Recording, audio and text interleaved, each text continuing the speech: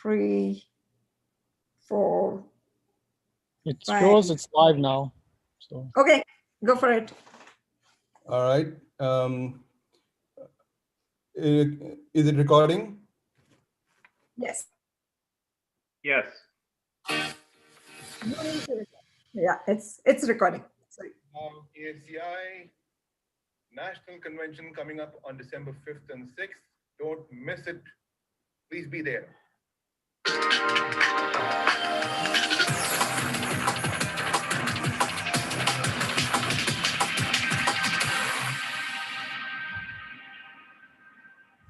Don't miss it. ASEI Virtual National Convention, December 5th and 6th. See you at the convention. Hey guys, looking forward to meeting you all at the ASEI National Convention. So don't miss it. It's on December 5th and 6th. Then I'm hoping to see you all there. So just log in and keep clicking away. Go ASEI.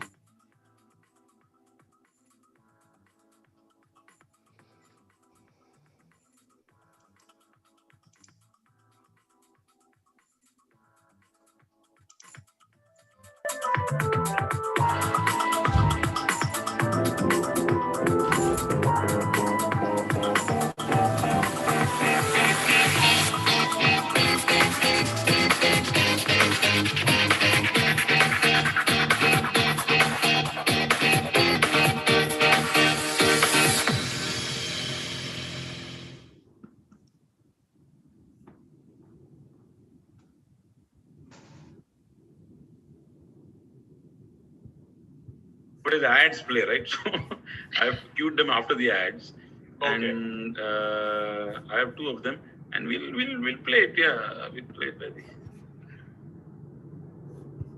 Vatsala, I don't need to do the hosting, right? I'm seeing to admit in the waiting room. Yeah. You've got, Right. No. hosts. Others will Anu, take care of it. we are live. We'll take care of We it. will begin in.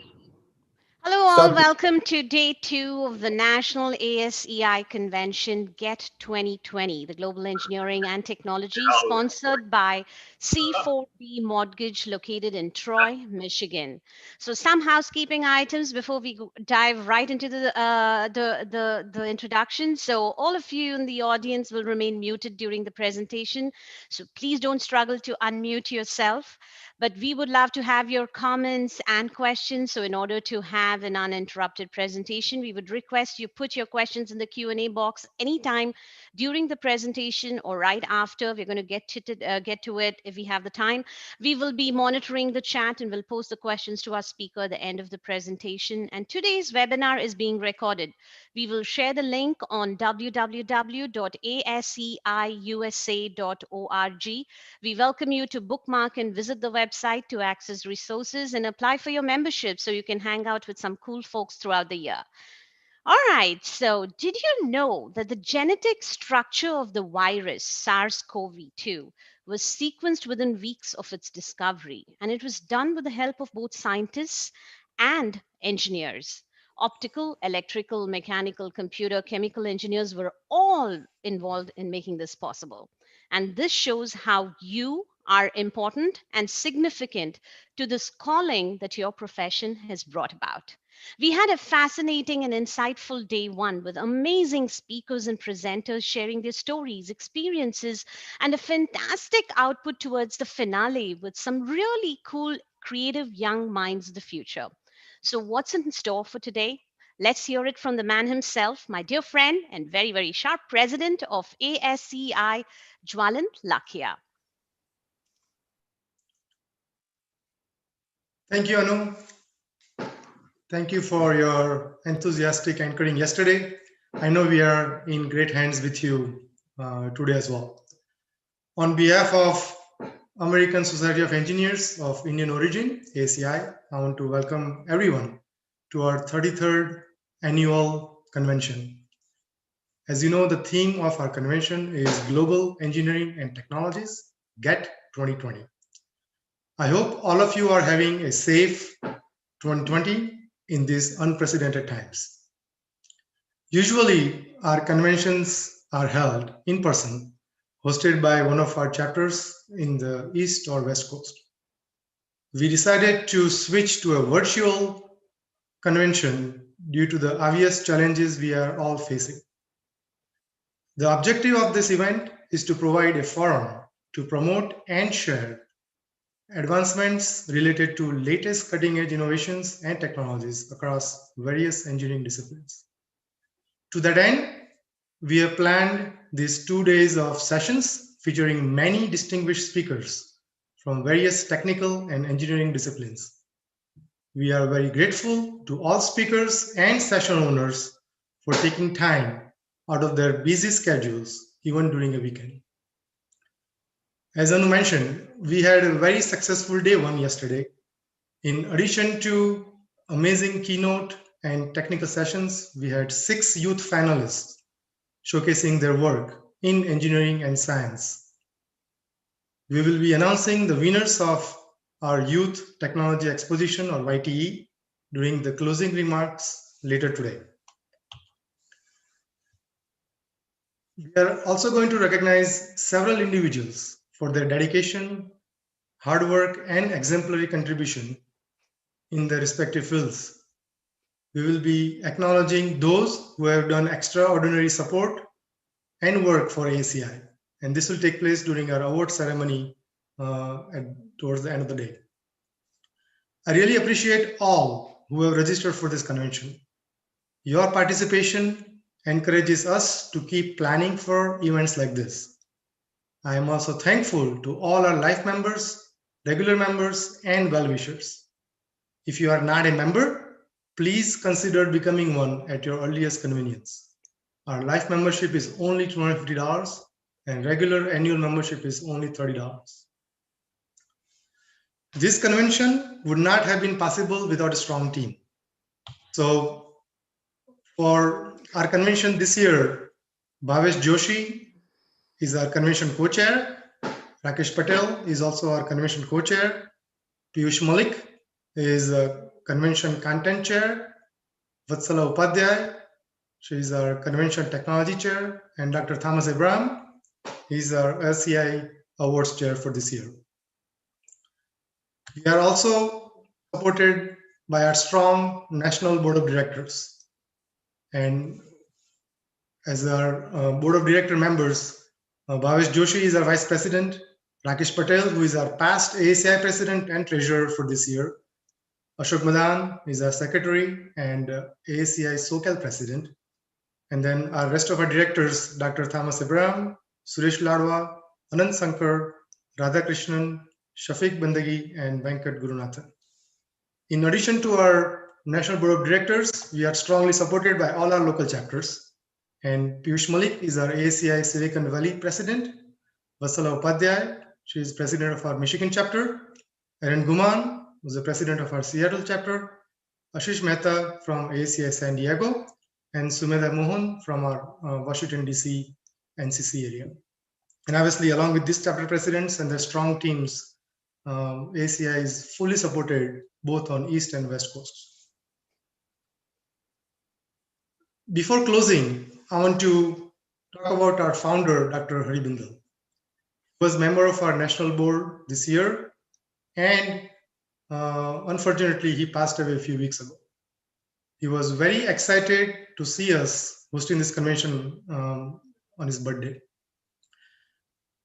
ASEI was very fortunate to have Dr. Bindal as a mentor, guide, and visionary. And more on Hariji's legacy will be covered during our ASEI award sessions later today. I wish all of you and your families a safe and healthy remainder of 2020 and 2021. Thank you, and back to you, Anu. Thank you, Jwalint. COVID-19 has upended businesses around the world. Exceptional leadership during prosperous and tranquil times is important, but it often gets overlooked. It's during major crises that exceptional leaders stand out from others. So let's invite our brilliant Amrish Chopra, ASEI Silicon Valley board member and senior engineering director at VMware, the session host for our first session on day 2, Leadership in Turbulent Times. Joining him is the dynamic Dr. Satyam Priyadarshi, the Chief Data Scientist and Technology Fellow, Halliburton, hopefully addressing how to move teams and create magic through any unprecedented crisis. Over to you, Amrish. Good morning, everyone. It's a great start to a new day. We had a great time yesterday. This morning, our next speaker is Dr. Satyam Priyadarshi. He's often recognized as the first chief data scientist of the oil and gas industry. He's a renowned global leader in the areas of big data, data science, analytics, and emerging technologies. He's been applying his breadth of scientific knowledge and technology experience to provide to implement powerful solutions in all aspects of data pyramid, which is important for business strategy. He has appeared as a keynote speaker at numerous international conferences and published research papers in many peer-reviewed journals and magazines. And he has co-founded startups in Washington, D.C., Silicon Valley, and serves on several advisory boards. His research work has also been profiled in scientific magazines, including the Chemical and Engineering News, The Scientist, etc. Currently, Dr. Satyam Priyadarshi is a technology fellow and chief data scientist at Halliburton, a global oil field service company where he leads the oil and gas industry's first center of excellence for big data and data science.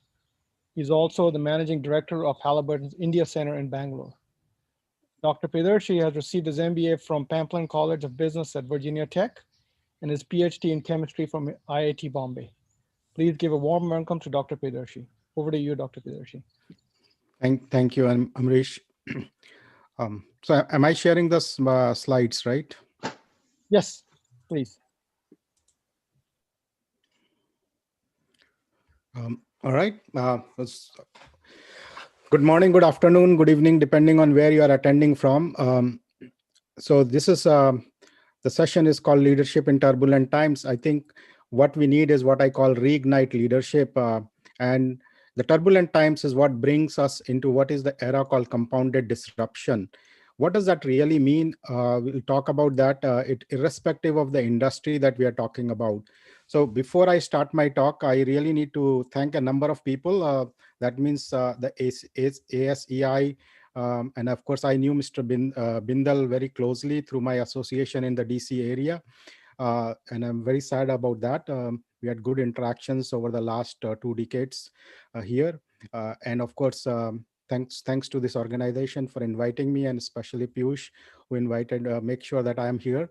And then, of course, I wouldn't be here if my primary school teachers and my PhD advisor didn't wired me the way I am after my parents and my family. Since I work in oil and gas industry, I always get challenged with both my son and daughter saying, Dad, you are in an outdated industry. And and because one has a Silicon Valley startup and other one is starting something in the DC area. So I have to keep up with them. So learn new things as fast as possible. And this all lies in the philosophy of what I'm going to talk about. How do I keep up with them and the next generation? And of course, my friends and families all around the world and the teams I worked. So with that, what's happening? When we talk about turbulent times, what is it? The concept that is what I call is the compounded disruption, which is pretty deep. That is, if you look at in the last three decades, digital revolution has taken place in a way that nobody anticipated. And when I take an example from the oil and gas industry, almost 30 years ago, people talked about integrated reservoir management and digital oil fields. And even after 20 years, we are still struggling to build something as an automated oil fields. So the revolution is there, but how do we leverage it? And now in the last 5 years, we are talking about what is called energy transition landscape. It is not just about energy industry, it impacts all industries because it's a domino effect. And then the emerging technology that are actually evolving at a pace that we are really not able to keep up with. Like, for example, I give search technology. How many corporates are actually leveraging the search technology the way we actually use it in our public life? If you look at it, significant capital loss is there for most corporations. And of course, the last year saw a new impact, which is called the pandemic impact, and which is still unknown, and we don't know what it is. Now, when you have this deep of a compounded disruption, this requires a different strategy and execution plan. For that, you need a new kind of leadership and the talent that will actually take it forward. I really focus on that. What it is actually comes from three aspects of it. That means all these compounded disruptions actually cause impediments, and that impediments have to be addressed at a speed that you can actually leverage the new solutions that are coming, or build new solutions which are innovative, so that you can create the influence and eventually impact the business. The fundamental of that actually philosophically lies in just 20 words that about almost I would say 1 billion people in India sing every day, but they are not able to take it forward. And that is from Hanuman Chalisa, which says, Sukshma roop dhari sihi dikhava, vikat roop dhari lank jarava, bhim roop dhari asur sanghare, Sita Ram ji ke kaas samvare. Now, if you look at it, it looks very simple, that you take a shape big as like a lion, or you make a big size. No, it's not that. It is actually, the concept is that you have a focus and a goal to achieve. You take avatars of what it will take to actually achieve that goal. For that, you may become an intellectual, you can become a creative person, you can become a scientist, you can become an engineer at different times for solving a different problem. This concept of avatar of varying dimensions and degrees is very important. So this Hanuman Chalisas, if anyone can understand this fully, then I think there is no need to read on thousands of leadership books, because this whole chopai is actually the sar of pretty much all leadership to be successful in any business. This has been my mantra or this has been my guiding force all my life, from being a scientist to a technologist to an executive to having fun in oil and gas industry now. And why I would say that is because this is what you do. You build your avatar of varying dimensions and degrees to address the challenges and remove the blockers that you have, so that you can achieve the goal that you want. So you never stay in the status quo, because every challenge is going to be different from the past one. And that means you have to have paradigm shifts on an ongoing basis. In business world, we talk about paradigm shifts every 10 years, so to say. But as a scientist, and when Thomas Kuhn wrote this long time back, the paradigm shift is every time. And every time, like means to this month, next month, you can put any time scale to it. But this paradigm shift remains there, and we need to really adapt to it. And that Hanuman Chalisa Chopai actually guides you to lead that transformation. And how do we apply that? I just give you an example from a oil and gas industry, which most people think that, okay, it's an outdated industry. It's not really true, because there's a lot to be done. If you look at upstream, midstream, downstream. I am not from oil and gas industry at all. I came from a chemistry background of quantum chemistry, and then worked in many other fields, and then got into this just for as a hobby. And last 6 years has been a great ride here. But if you look at it, the challenges that goes from upstream to downstream, like the whole oil well life cycle, is significant, from exploration to all the way to retail when you buy your gas from the gas station. Concepts that have to be changed requires a significant knowledge of what is going on underneath, and that actually requires the change the way you lead it. And that leadership and the technology adoption and adaptability. And in fact, the industry has been talking about crew change for last 50 years. In fact, one interesting concept in oil and gas industry is that 50 years ago, they used to say that we have only oil left for 50 years. And today also, they will say the oil is left for 50 years. So the question is, this uncertainty is there, and all these different forces are challenging us to be relevant in this energy transition landscape, which actually impacts every other business. So the leadership change has to take place. That means you take different shapes and form to actually address that, to adopt the technology, and then address the talent gap as well. Because if you look at it behind the scenes, everything that we did in this industry will look much smaller than what we are facing today. For example, can we build autonomous drilling? Can we build autonomous platforms? Or any other area? Like if you think of the example of couple of years back, we were talking about cognitive computing in a big way. But if you look at the Tesla cars or any of the autonomous cars, the challenge is those equipment are not able to build a full cognitive system yet, because if most of you came from India, and if you have ever ridden a bullock cart from one village to another, not driven by anyone, they never meet with an accident, whether it's daytime or nighttime.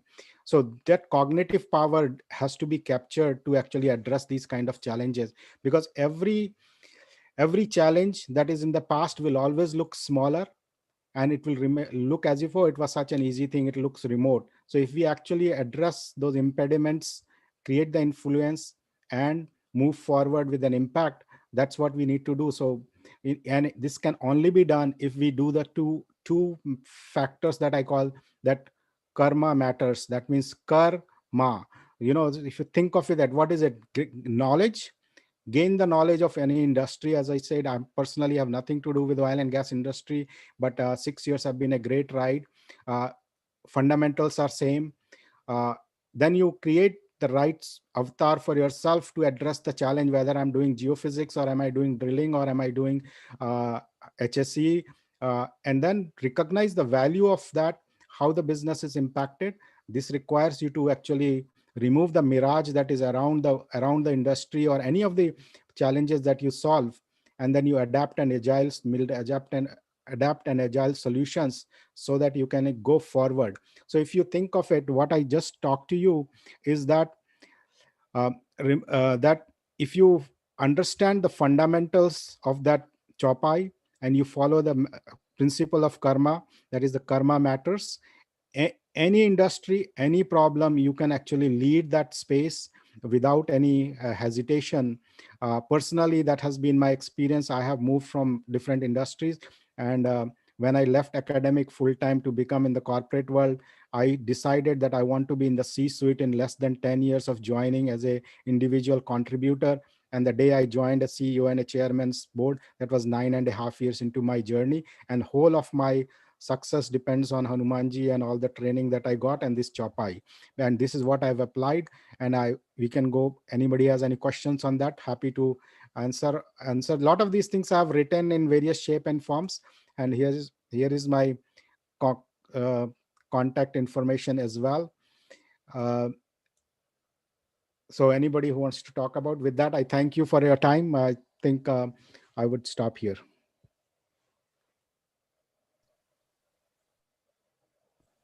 Awesome, Dr. Priyadarshi. This is very motivational for Sunday morning.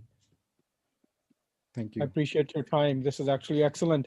I'm glad that you used our old scriptures for the newer times. So you sort of like melded them together. Amazing. Excellent. Appreciate it. Thank you very much, Dr. Priyadarshi. Thanks very much. Anu? Thank you, Dr. Priyadarshi, for addressing this new level of complexity in leadership, talent, and strategy using our Hindu references. Appreciate your work and time. Session 1 beautifully transitions into career management in a disrupted economy as we stand today. I never saw it coming. It's a very common lament, isn't it? Majority of the companies wither, not because they have surpassed their core capabilities, but because they don't recognize that the competencies that once made them distinctive no longer define success. A whiff of tragedy, nevertheless. Companies are overtaken by a changing world, changing demands, new technologies, new users. So let's bring back our energetic Amrish Chopra, ASEI and Silicon Valley board member and senior engineering director at VMware, who will introduce our next speaker, Dilip Saraf, author, speaker, career, and life coach. Thank you, Anu. Thanks very much. COVID-19, as Anu was mentioning, has created uncertainty. What future jobs will be, how will we interact, engage in them? The accepted notions of job security, career progression, career choices, they have been shaken by how this pandemic has disrupted our traditional views of career management. Our next guest is Dilip Saraf. He's a renowned author, speaker, career coach, and is the top career coach of LinkedIn. Dilip that works with over 7,000 clients, including myself, globally since launching his 5th career during the downturn in 2001. Dilip specializes in career reinvention and has pioneered the concept of inductive resume, which helps clients take their career from the known to the unknown. Together with his genius discovery tools, inductive resume, and forward-looking messages, Dilip has made several breakthroughs in how professionals should project their message and manage their careers through compelling verbal branding. Dilip has also authored 5 books and has published articles in Harvard Business Review, Chief Executive, and other publications. He has a weekly career thought on LinkedIn and is widely syndicated 500 plus blogs by other publishers enjoying wide readership. Dilip also holds 2 technology patents and has an IIT from Bombay and Stanford.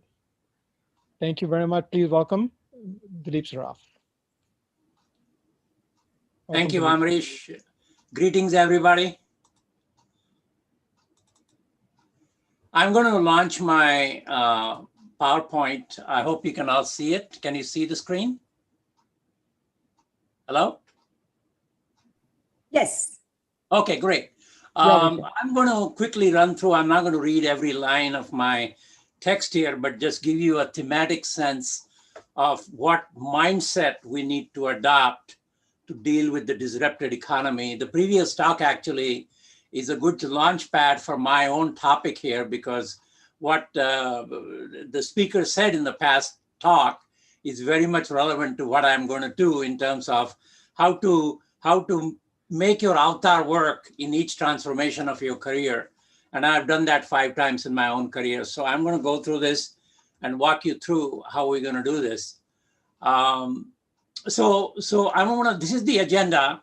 Basically, the most important part of this topic that I'm going to discuss is the reinvention, which is what I've done with many clients. I've done it myself.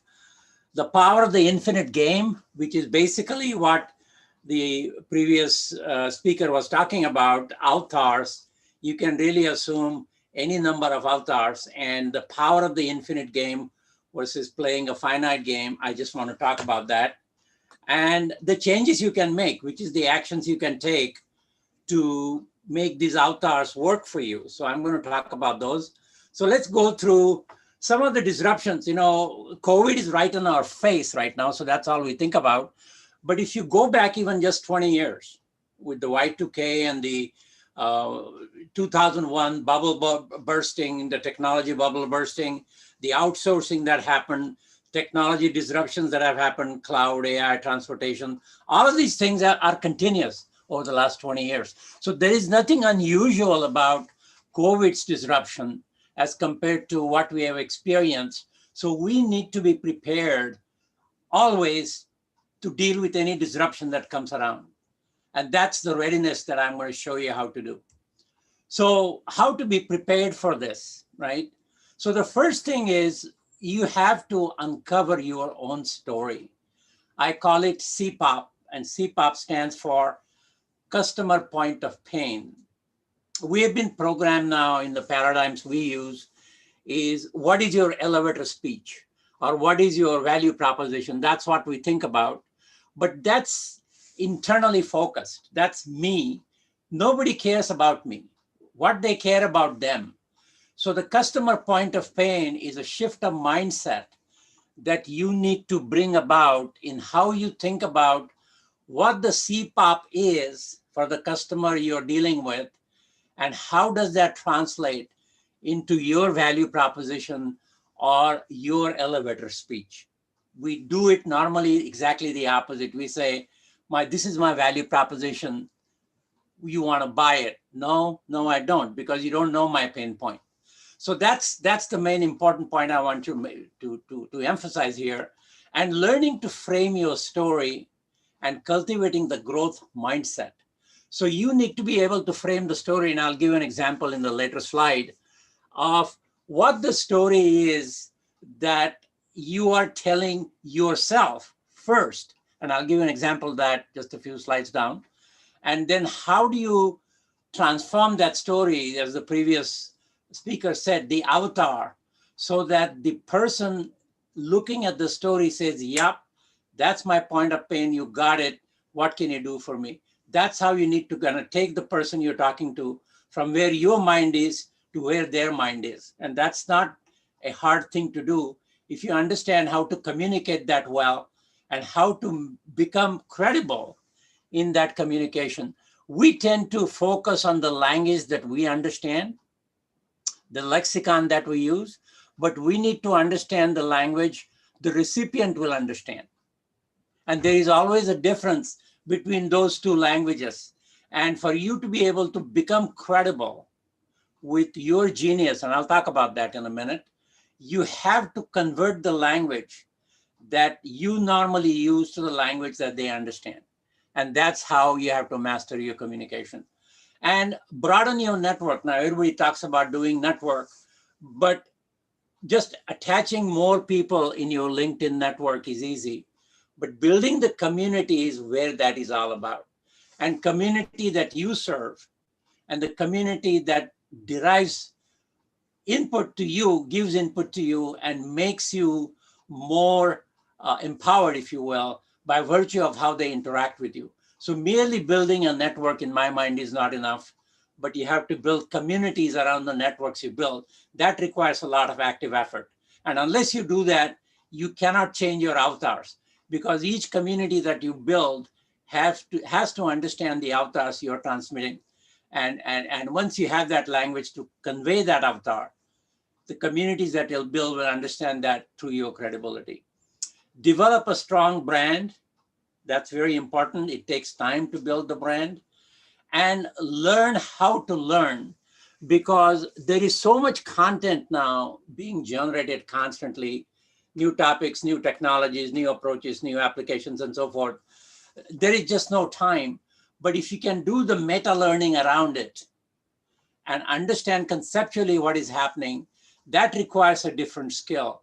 And once you master that skill, and it's not that hard to master, then you can speak the language that the recipient will understand and will accept your avatar a lot more readily, rather than getting into the details of the learning of any particular topic. So let's go, what are the strategies that work? It's A, B, C, D, E. I'm not going to read you which one of them.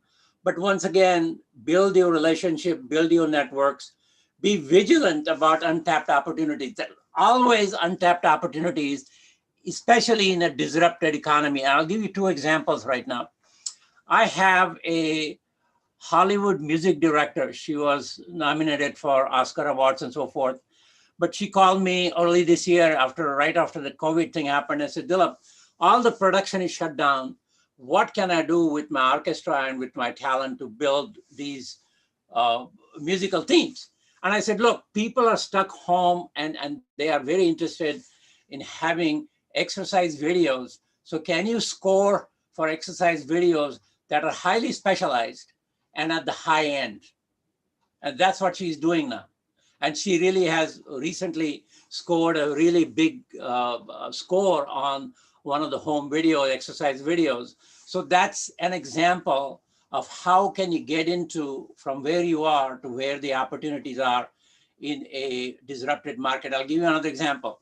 I have a client who deals with financials. He institutional financing. And he was laid off right in March, right after COVID hit, because the stock market tanked and all that happened. So he came to me, he said, Dilip, what do I do now? I said, well, you understand investments. People are nervous about the stock market. You understand the high end of this market called high net worth individuals.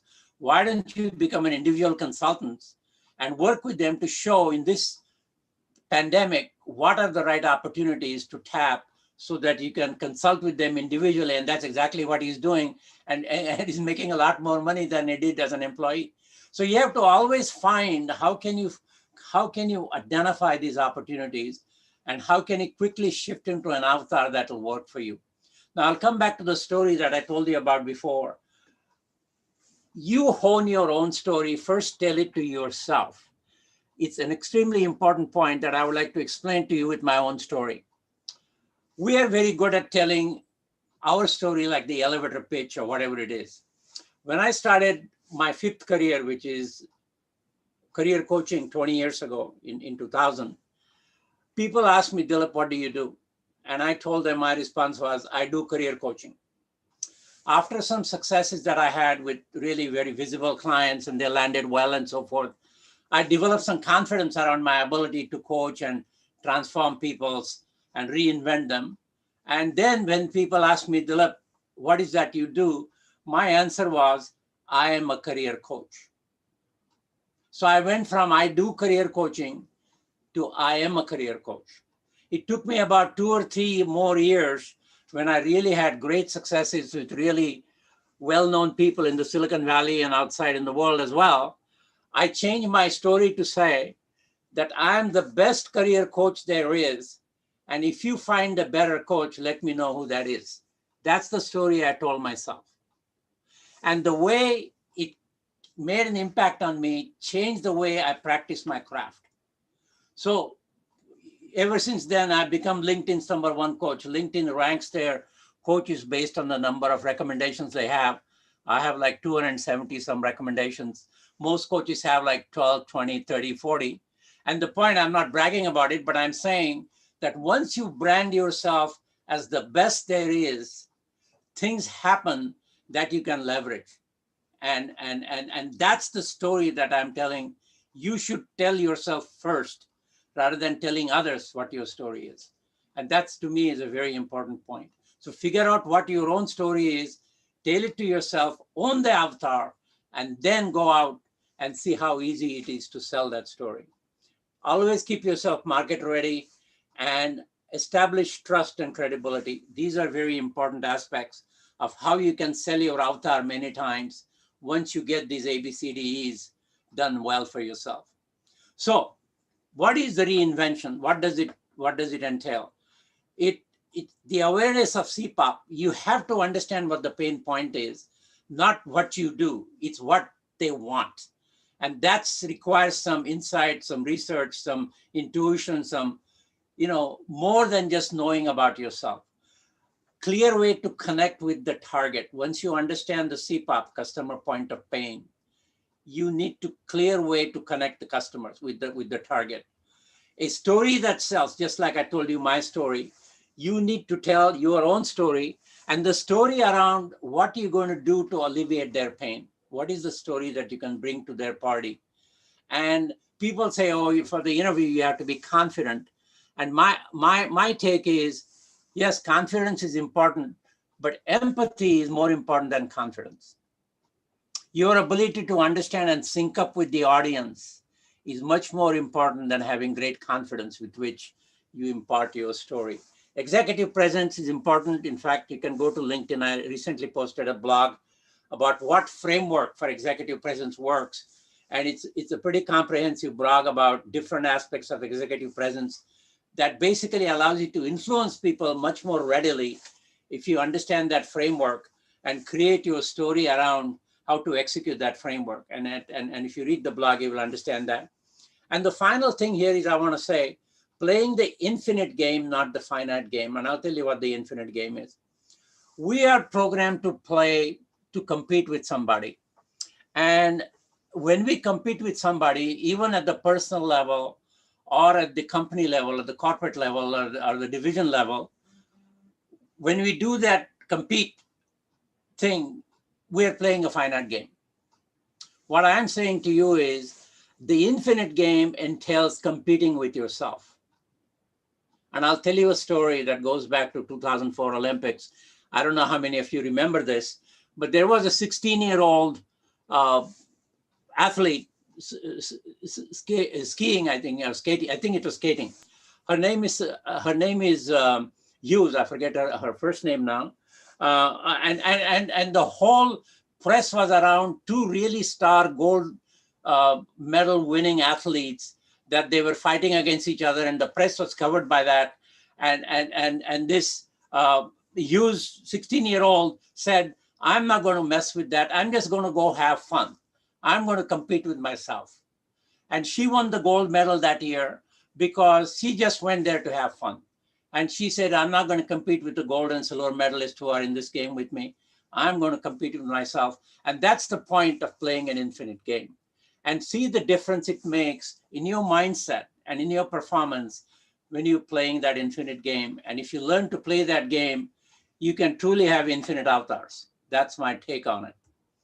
So changes you can make. What are the changes you can make? Shift your mindset to play the infinite game. Don't compete with the next guy. Compete with yourself and beat yourself every time.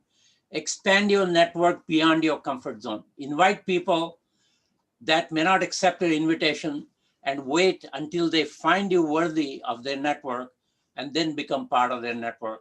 And once again, build a community around that, as I said to you before.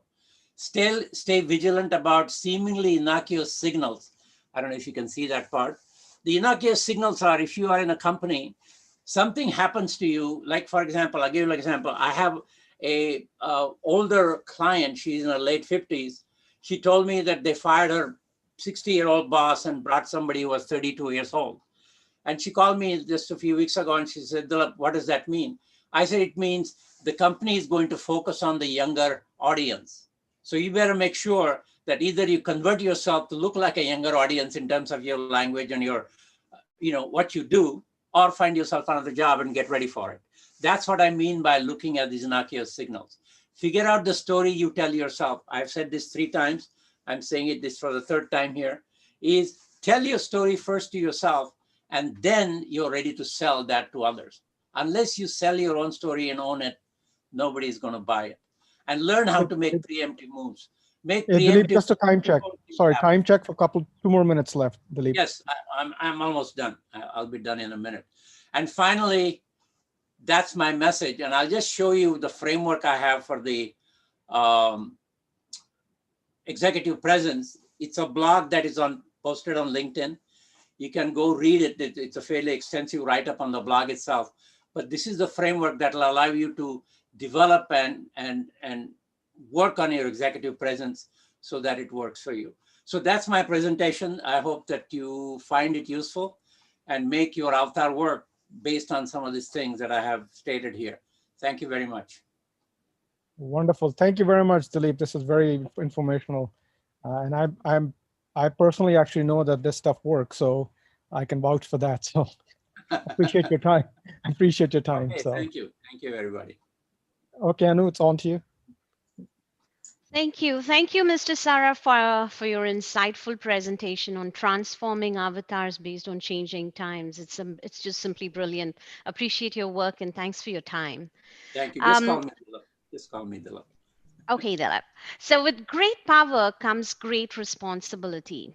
By now, we've all realized that disruptive technologies are the most powerful sources in the business world today.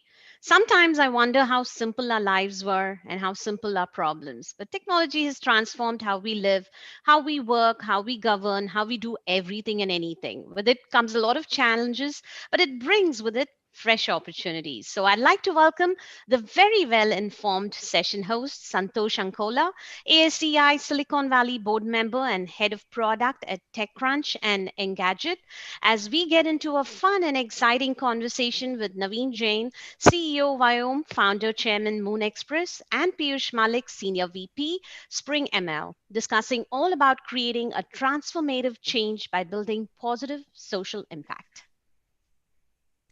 Thank you, Anu.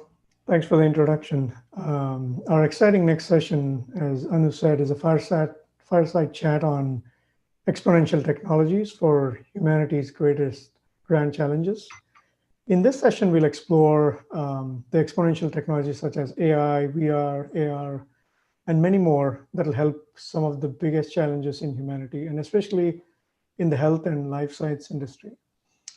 We have in our panel today 2 marquee speakers, Naveen Jain and Piyush Malik.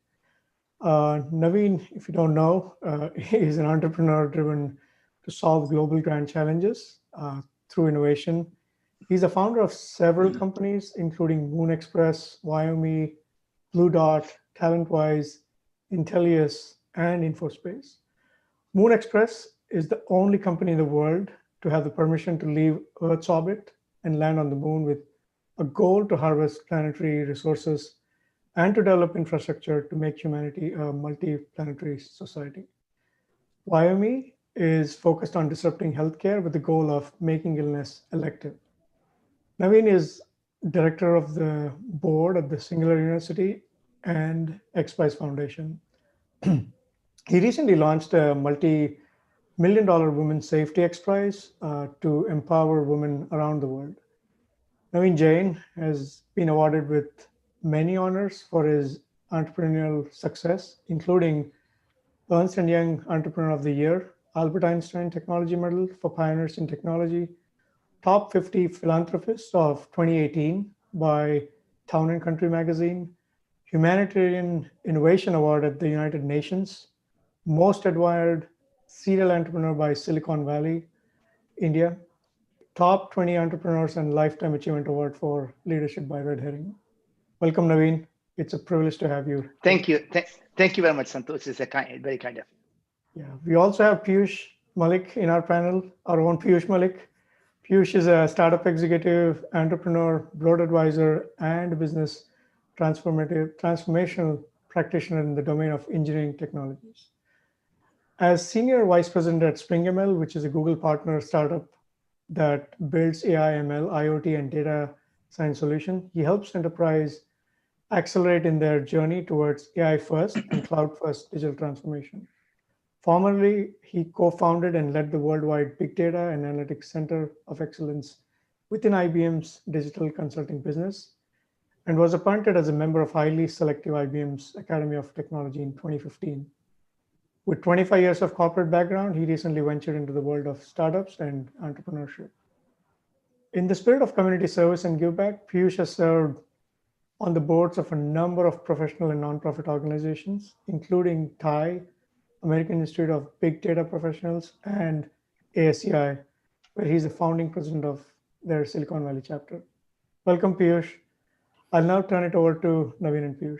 Thank you. Thank you, Santosh, for that kind introduction. And Naveen, it's a great privilege to be able to talk to you today. It's wonderful that you are here, and I must add congratulations for winning the Lifetime Achievement Award from ASEI as well.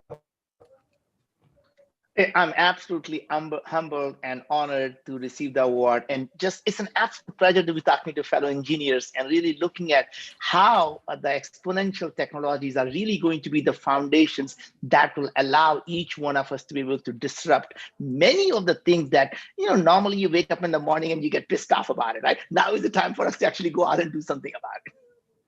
Yeah, absolutely. So tell me at the outset, what's the secret to your success? And then we'll get talking about your other ventures.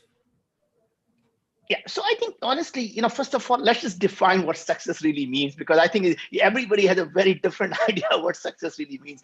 So to me, the success is defined simply not by how much money you have in the bank, but how many lives you'll be able to improve. And with that definition, I think every one of us has a potential to be extremely successful. And to me, I would say I am barely on the journey, at the beginning of the journey of being successful, right? Have just started, where I really believe one day we could save billions of people not having to suffer through chronic diseases. And to me, it's just the beginning of our journey rather than end of the journey. That's really audacious goal. And at the same time, I have known you to be a big thinker, and I've seen how you have done a lot of your previous startups. You've transcended industries in your career, starting from the internet technologies, where you were at InfoSpace, where you founded InfoSpace, and then you went on to aerospace industry, Moon Express, and now personalized health and nutrition via Viome. So I just want to understand, how do you do that so rapidly, different industries, and what's your learning style? I think that's a really, really good question, Piyush, because that is the fundamental to what every one of us should really start to embrace. The first thing is, once you become good at something, once you are an expert at something, you become, I would say, useless, but what I really mean is you become incrementalist. The best you can do is to be 10% better than someone else. You can be 15% better than someone else, but you'll never be 10 times better than someone else once you're an expert. And you really need to come in from outside the industry, looking in, and it's not thinking outside the box, it is thinking in a completely different box, applying the knowledge of the technology from the internet industry, applying them to aerospace, taking that learning, applying that to healthcare, right? And when you do that, you challenge the foundation of what everyone has taken it for granted, and that's how you come up with a completely disruptive idea. And if I may just take 2 minutes, I want to come up with, give you a framework that I found that myself to be very, very useful. And I'm really hoping that everyone listening to it would apply that to everything they do. And it's a framework. Anytime you want to do something, whatever that is in your life, ask yourself, why this? why now? Why me? And why this is, start with saying, God forbid, I am actually successful in solving this problem. Would it actually improve the life of a billion people, 100 million people, million people, whatever the goal you have? Because you need to really say that if you are successful, is it going to move the needle before you decide to dedicate 10 years of life to doing something? Because it doesn't matter what you do, it takes a total dedication for a decade to achieve something audacious. The second part is why now? And why now really means is that what you believe had changed in the last 1 year and what you expect to change in the next couple of years that will allow you to solve this problem now than it was possible a decade ago. If you're going to still be using a technology that was available a decade ago, then you have to believe you're not the smartest guy in the world. Somebody would have actually done it. You have to believe that things are changing at a pace that will allow you to solve this problem now. And the third part really is probably the most important part. Why me? And why me is what question you are asking that is different from what everyone in the industry is asking. That means it is not about knowing all the right answers, it's about asking the right question, because the question you ask is the problem you solve, right? So I'm going to give you two examples from my last two companies and how I looked at it, right?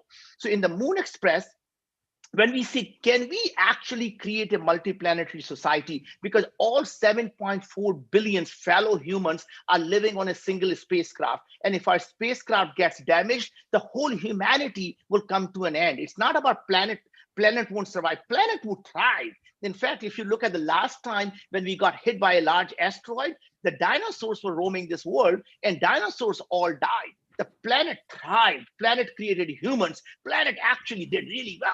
Now, after, if humans were to die, we don't know. It may create superhumans for all we know. But my point I'm trying to make is that it is not about just us. So anyway, when I started a company, Moon Express, we said we can settle on the moon. What is the first question everyone said? He said, you know, if you're going to live on the moon, how are you going to grow the food on the moon?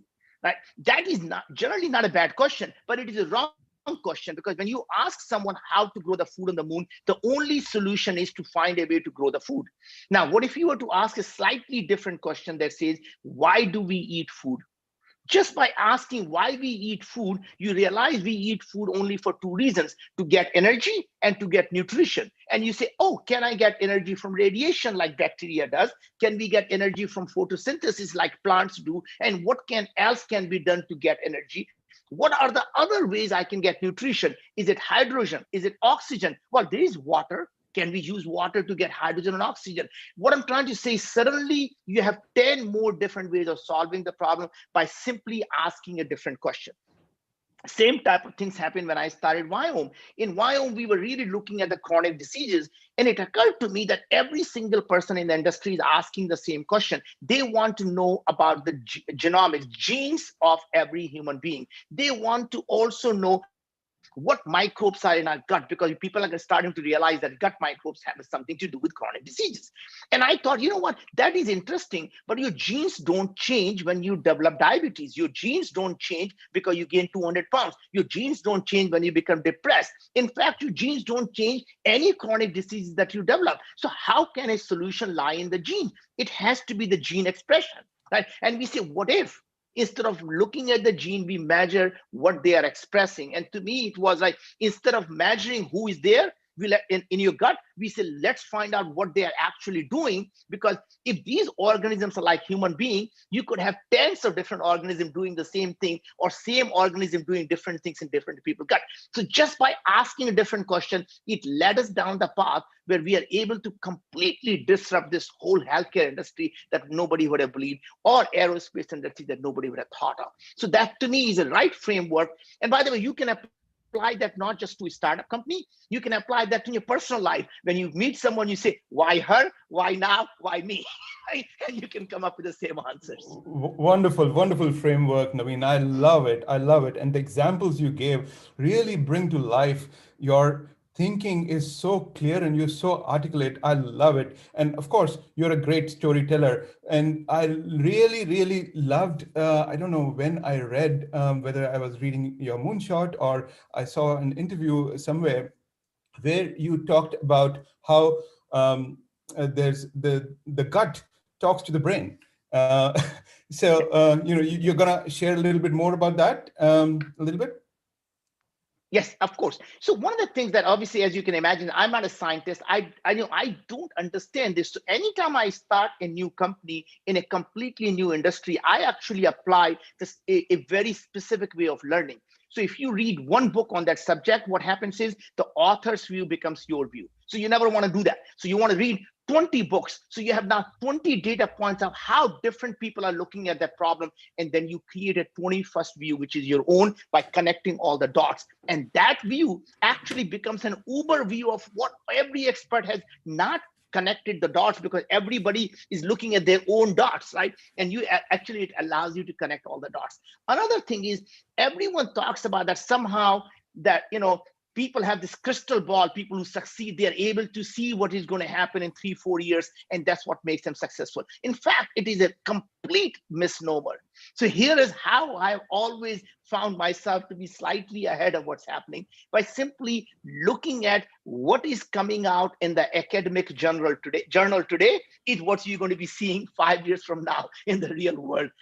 So when I said, I want to really look at the, in this decade, the chronic diseases. So first thing I did was, let's look at what are the latest cutting edge Nature, Cell, what are the people talking about, what is causing these diseases?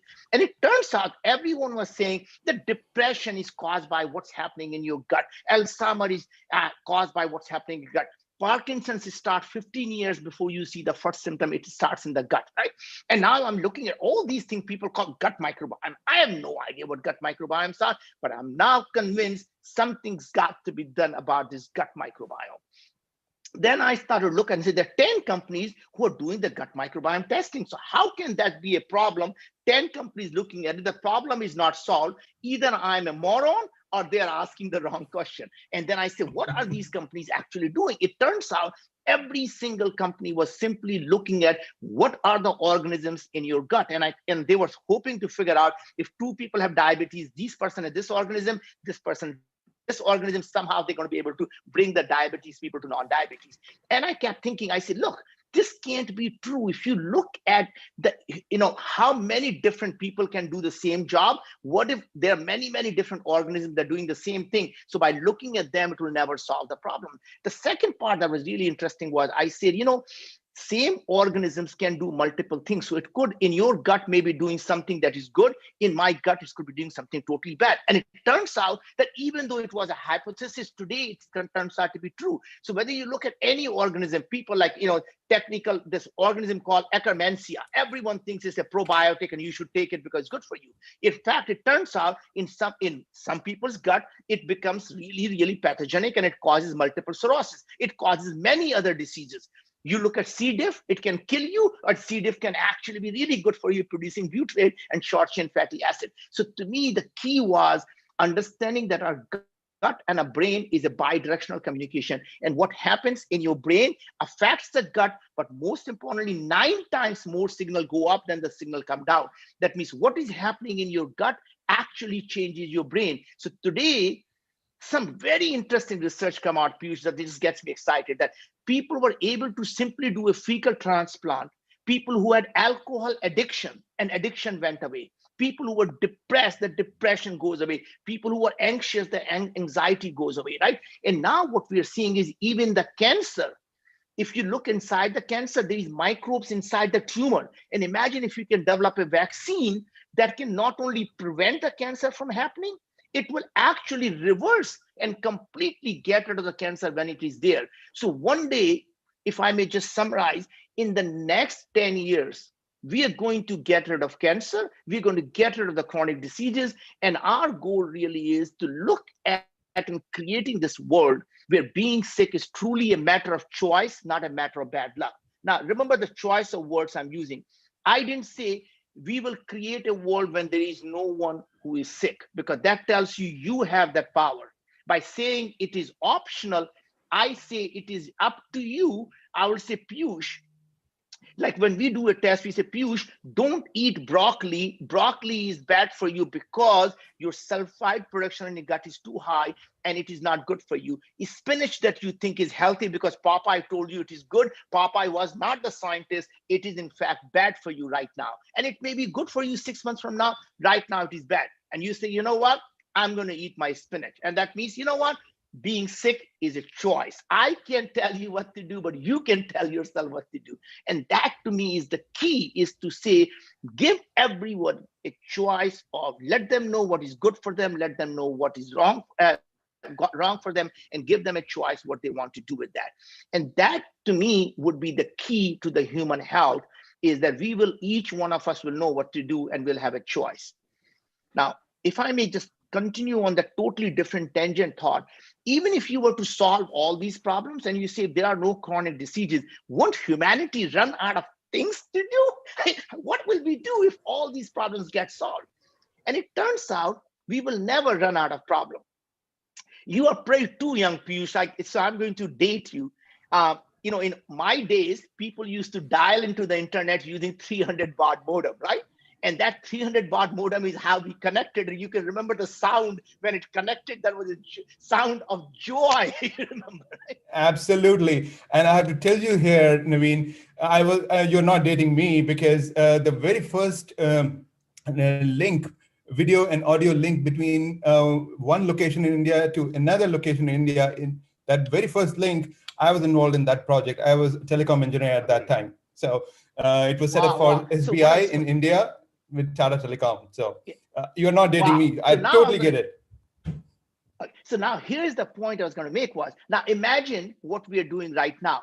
When you and I and everyone else listening to us is communicating, I am using my thoughts. And what am I using? Is speech to communicate to you. That's 300 baud modem, because it doesn't matter how fast I speak, only these many words I can get out per minute.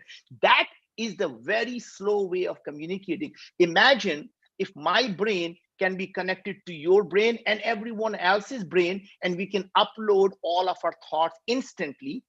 Why would you expect a human being to sit in the class for 4 years just to learn some knowledge, instead of just uploading the brain, and better yet, subscribing to someone's brain? Like Piyush, I can subscribe to your brain, or Dilip's brain. So every time there is a new thought that Dilip has, I subscribe to his brain, I pay him a monthly fee, and all those new thoughts get uploaded. My brain now gets connected to the cloud. So not just my memory and my phone numbers and everything is now in the cloud. Now I have all my decision making being done by our AI avatars, right? So to me, one day, one other thing that really fascinates me is, my mom used to always tell me, you cannot be in two places at the same time. And I kept thinking, why does mom say that all the time? But what makes you think you are in one place? Because our sensors, we call eyes, our ears, our haptic sensors, my touch, and somatosensors, right? All of these things are limited to the local environment. What if my brain can feel when I'm in Atlanta? I can feel, I can see, smell, and touch everybody who's in Dubai. I can feel, touch everybody who's in Bombay. I am in 3 places asynchronously feeling the same thing as if I'm in all 3 different places. And that actually will happen, because to me, there is no limitation. We are so limited by the biological gift we have. We see only a small amount of wavelength. We hear very small amount of wavelength, right?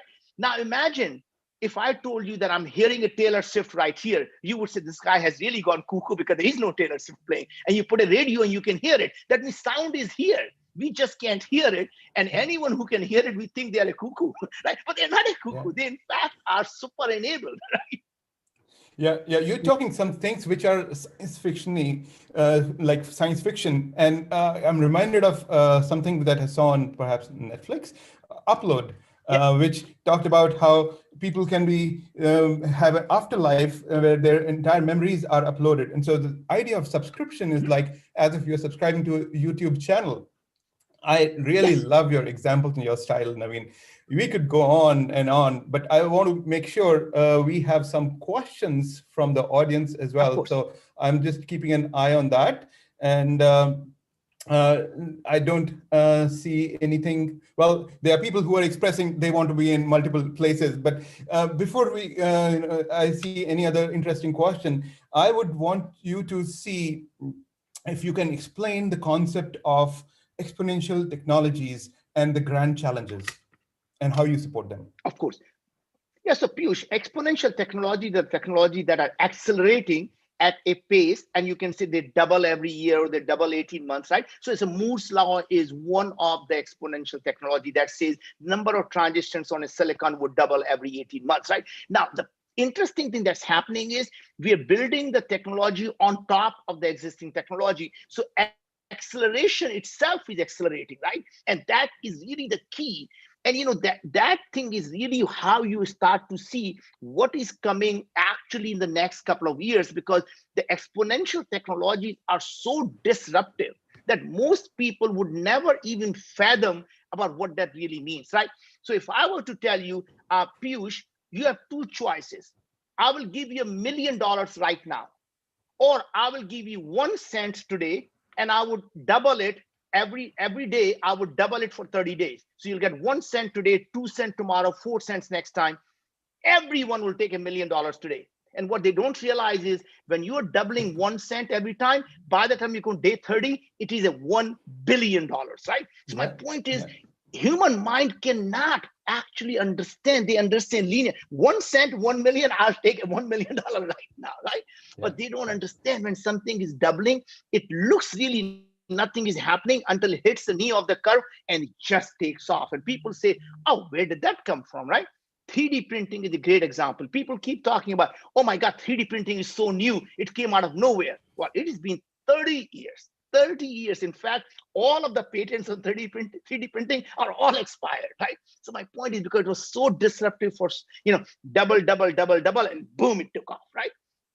And that happens, by the way, almost every digital technology. And that's the reason I felt the healthcare, the timing was now.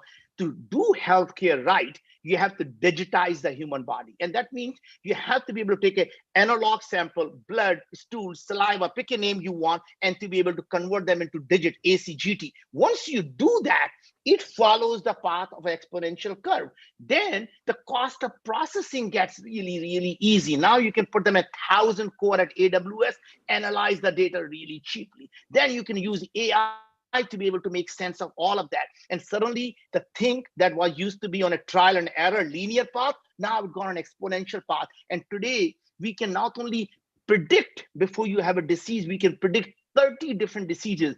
Just to give you an idea, we are less than 3-year-old company. We can predict just by looking at your saliva that you are going to have a stage 1 oral cancer with 98% accuracy just by looking at saliva.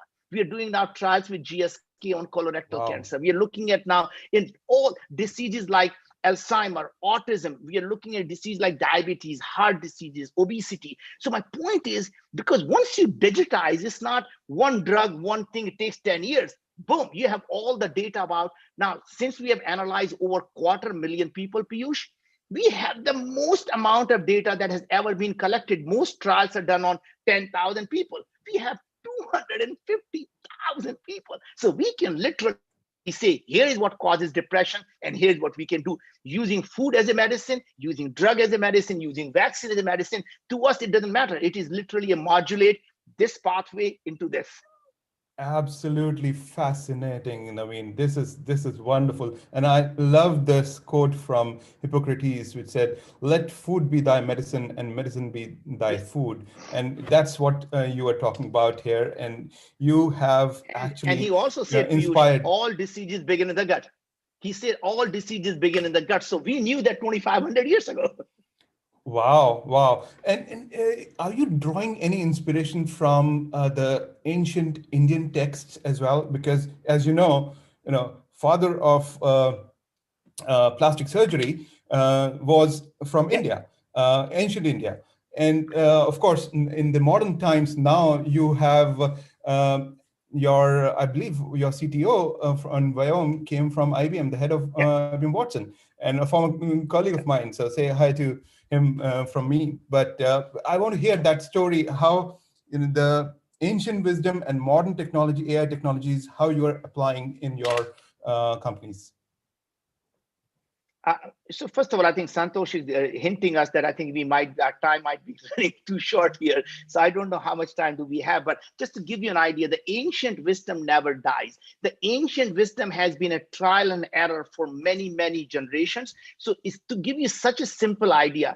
You know, in India, we put butter on the bread, the ghee on the bread, right? Or we eat the bread with the butter. Why is that? The carbs have very high glycemic response, but when you put a fat on it, it reduces the glycemic response. And that's the reason we'll put the thing, when we eat carbs, we always put a fat, which is called ghee in it. Now, that is to me something they learned through trial and error. Now today, I can tell you with a glycemic response that when you have a bread, the carb with the fat, it actually reduces the glycemic response. So sure, we can now tell you exactly why and for who. So some people it may not work, and we tell you which people it will not work. For which people banana is bad, which people bread is bad, but they can eat bread all they want, right? So, you know, so my point I'm trying to make is that ancient wisdom was trial and error. Now we can be very, very precise for each individual. We used to do the kappa, pita, and you know, that thing. I mean, now that was a personalized food, and now we can go even more precise, but it is really the same Ayurveda culture of personalizing the food. Absolutely. And someone will tell you, this food is not good for you, right? Absolutely. And one more thing from Ayurveda, as well as your modern thinking, is the abundance mindset and how meditation, medication, and microbial things can basically reduce stress and lead to better health. So, Naveen, if you can summarize in one sentence message to our audience, what would it be? First of all, my message would be dream so big that people think you're crazy, and know that you only fail when you give up. So don't ever give up. Continue to pursue your dreams and know that everything is possible. Wonderful. Thank you very much. It was a pleasure talking to you. Back to you, Santosh. Thank you. Thank you, Naveen. Thank you, Piyush. I mean, we could have gone on and on the whole day, but unfortunately, this has to come to an end. There are a few questions. I think we can try to answer them on the chat. But with this amazing session, I'm truly inspired personally. I'll pass it on to Anu. Thank you. Thank you, gentlemen. That certainly was a fascinating journey into your mind, Naveen. Simply genius. Appreciate the work and the passion you bring to your field. Best to all your exciting endeavors. And now to the flavor of the season. With data all over the planet, threats and frauds are pretty imminent, right? Did you know that 68% of business leaders feel that their cybersecurity risks are increasing? Did you know that data breaches exposed 4.1 billion records in the first half of 2019? And that hackers attack every 39 seconds?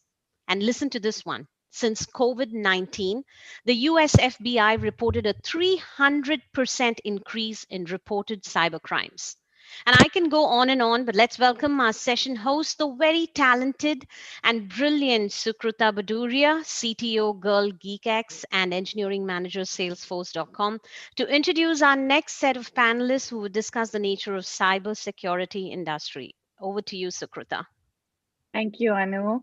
So like Anu said, I'm Sukhrita. I'm going to be introducing our speakers for our next session. Our biggest threats are also our greatest opportunities. Cybersecurity is imperative for nations as well as corporations. We will now hear more about this from two experts, Anand Oswal and Matthew Rosenquist. We'll start with Anand. A little bit about Anand. Anand is SVP and GM at cybersecurity leader Palo Alto Networks, where he leads the company's firewall as a platform effort. He holds over 60 US patents. Welcome, Anand. Thank you. So happy to be here.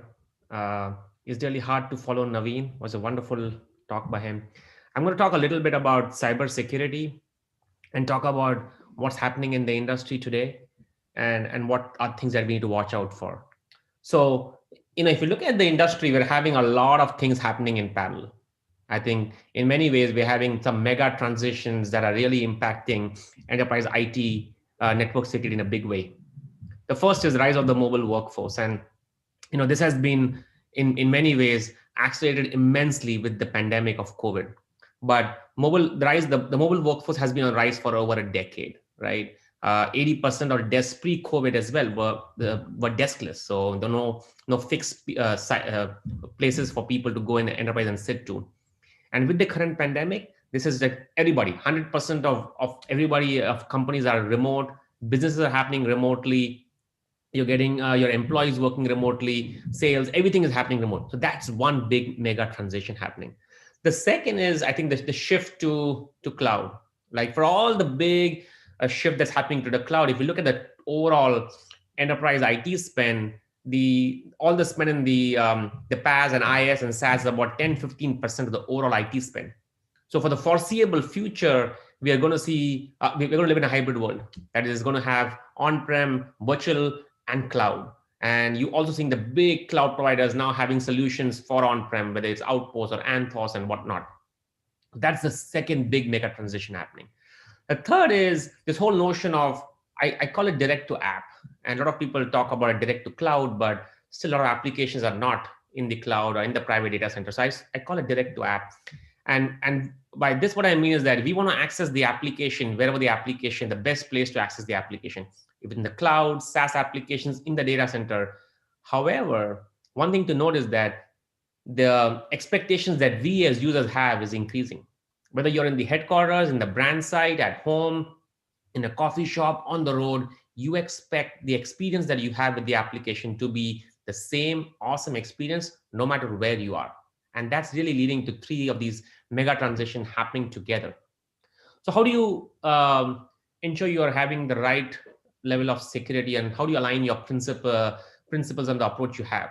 So from a security perspective, if you think about it, if you are IT, you want to ensure that your users can access the application that they want to access from anywhere, from any location, from any device. The applications, they're anywhere. They're in the cloud. They're in multiple clouds. They're SaaS applications. They're in the data center. You're accessing them over any plethora of different devices. You want to have the best user experience, but you also want to ensure it's fully secure. So you want consistent security and management across all the form factors.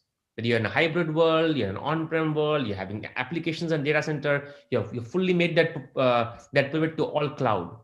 You want to have the consistent security, consistent policy management across all of this. The second one is really around best-in-class integrated security services. Look, the security industry is the most fragmented industry that exists today. And why is that so? I think if you rewind the clock back 25 years ago, networks were simple, right? You had a bunch of computers connected to each other and connected to a server room. And what was security? Security was ensuring nobody can have access to the room where you have your server. And then the world started getting complex. You started accessing, you have laptop and you're accessing now VPNing and accessing your resources from home. And the job of IT at that time was to ensure that the right people access the right resources. So security was still in many ways centralized in the DMZ. It was a hub and spoke architecture. What's happening today is, like I talked earlier, is that your applications are everywhere, your users are everywhere, your devices are not all managed endpoints, which means that some of them are bringing your own devices to the enterprise.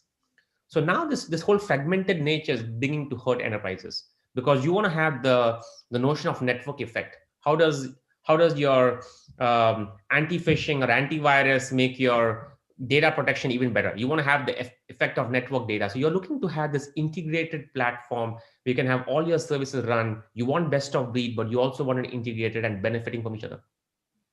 And the third approach that is really important is this whole unification of networking and security. If you think about it, networks built in the past, and even now in many ways, are complex. You build a bunch of devices in your branch, you build your hubs, you build your regional hubs, you connect these regional hubs, you lease line from service providers, try to connect them together. It takes time, it takes money, it's complicated. There should be an easier way with the advent of cloud. And that's really the whole notion of how do you get networking and security combined. When the internet was first built, security was in many ways an afterthought, right? It was not something that they had thought through when they started building on the internet. And now when we have to think about how the world has to go, these two need to really be intertwined and connected seamlessly and not bolted on. So with that in mind, I'll talk about some of the hot topics in cybersecurity today.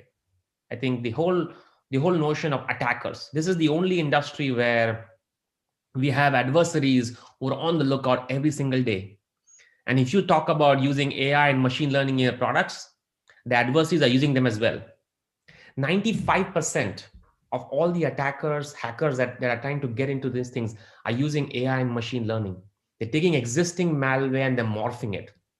So the traditional signature-based approach of, taking 24 hours to patch new signatures will just not work. This is happening too fast.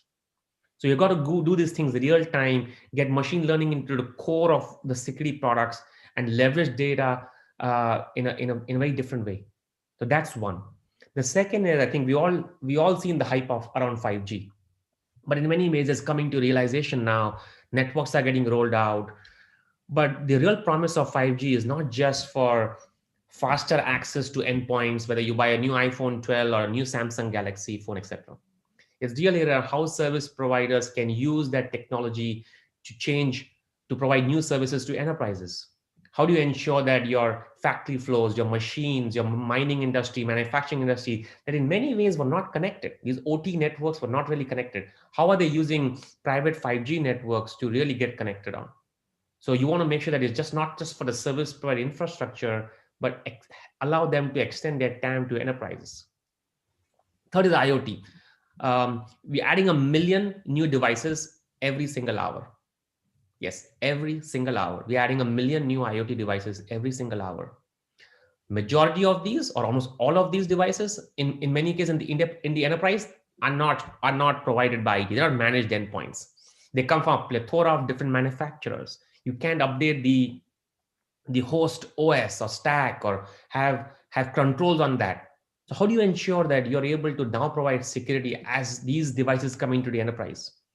Over the last 2 or 3 years, majority of the big attacks which melted down parts of the internet were because of IoT devices. It's not just important to know what is the endpoint. The traditional approach has been, let me understand, this is an Apple TV, this is a sensor, this is a temperature. That's not enough, because attackers are taking over control of the devices and behaving as something else. So it's important to understand what is the endpoint, but it's also important to understand the behavior of that device. And when that behavior changes, how do you ensure that you can have automatic policy remediation? Most of the security problems that we have is because we have a flurry of alarms that come in, and it takes days, weeks, months, and sometimes years to understand what exactly happened. So the power of AI and machine learning and all of these devices coming on, we got to automate this and make it more seamless. And the last one is really around helping secure remote workforce. With the pandemic, we've seen all of us pivot to working from home, right? Security is paramount. I don't think that when the world opens up, which I hope it'll happen soon, that everything will be coming back to normal. You're still going to see a lot more remote workforce than you saw in the past. So how do you ensure that these remote workers are secure? They're accessing the right applications. They're accessing things that they are compliant, and ensuring that their devices, their hosts have integrity, their device posture is accurate, the application that they access in the cloud, they're not getting malware from. So all of this, bringing the unification of networking and security, ensuring that you can provide secure remote workforce is going to be an area which is going to have a lot of new things coming as we see more and more workforce continue to stay remote even after the pandemic opens. With that, I'll pause. I think we have Matthew. Hi, everyone. Our next speaker is Matthew. Matthew is the Chief Information Security Officer for Eclipse and has had 30 diverse years in the field of cyber, physical, and information security. Welcome, Matthew.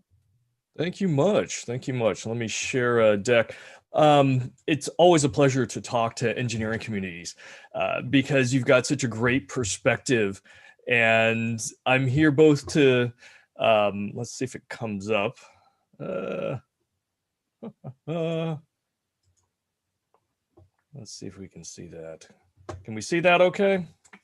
All well. Mm-hmm. All right. So I'm here both to, talk about the future of cybersecurity and to help the audience, especially as we get into the discussion, but also to challenge you a little bit.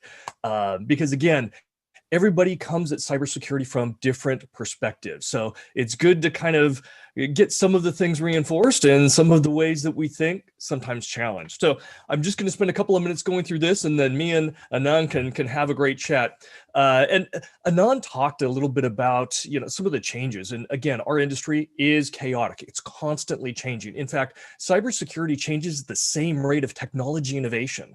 As digital technology increases and expands and does wonderful things to connect and enrich people's lives all over the globe, well, the need for security also rises, because as digital technology weaves into our lives, we get dependent on it and we enjoy those capabilities, and that has value. And where there's value, well, then there's attackers not too far behind, and we have to worry about those. We do have those intelligent adversaries that are always looking to gain that advantage. And the engineering aspects of technology is crucially important when we talk about the bigger picture of cybersecurity. Now, engineering isn't the only aspect of cybersecurity. It's important. It builds the playing field. It is, the foundation. However, there are many other aspects as well. And as an engineering community, we kind of have to understand the bigger picture and all of our roles as we work together to try and increase the trust in technology. So as technology rises and we all adapt to it, you get these organizations and companies and so forth.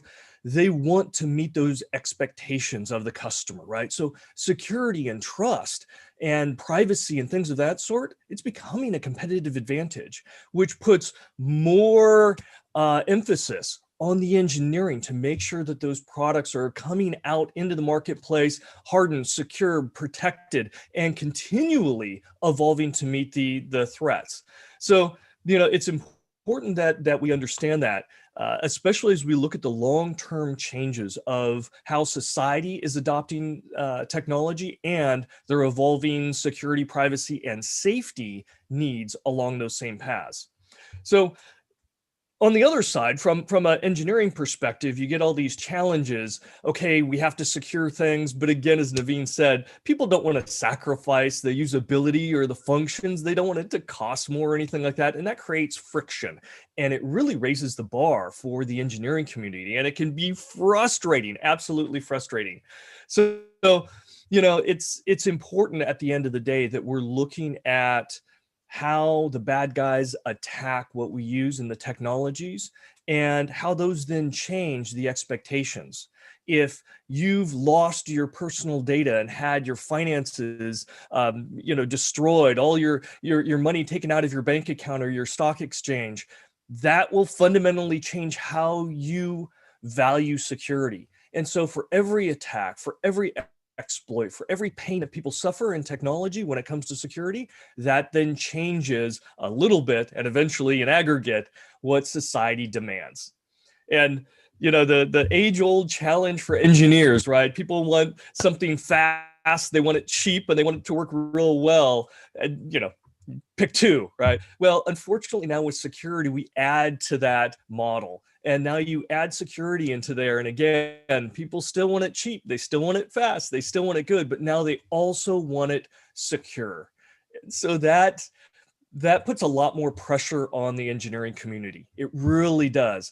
And it's a great opportunity though, because it shows how engineers can step up, can solve problems, can help contribute to the greater picture of security.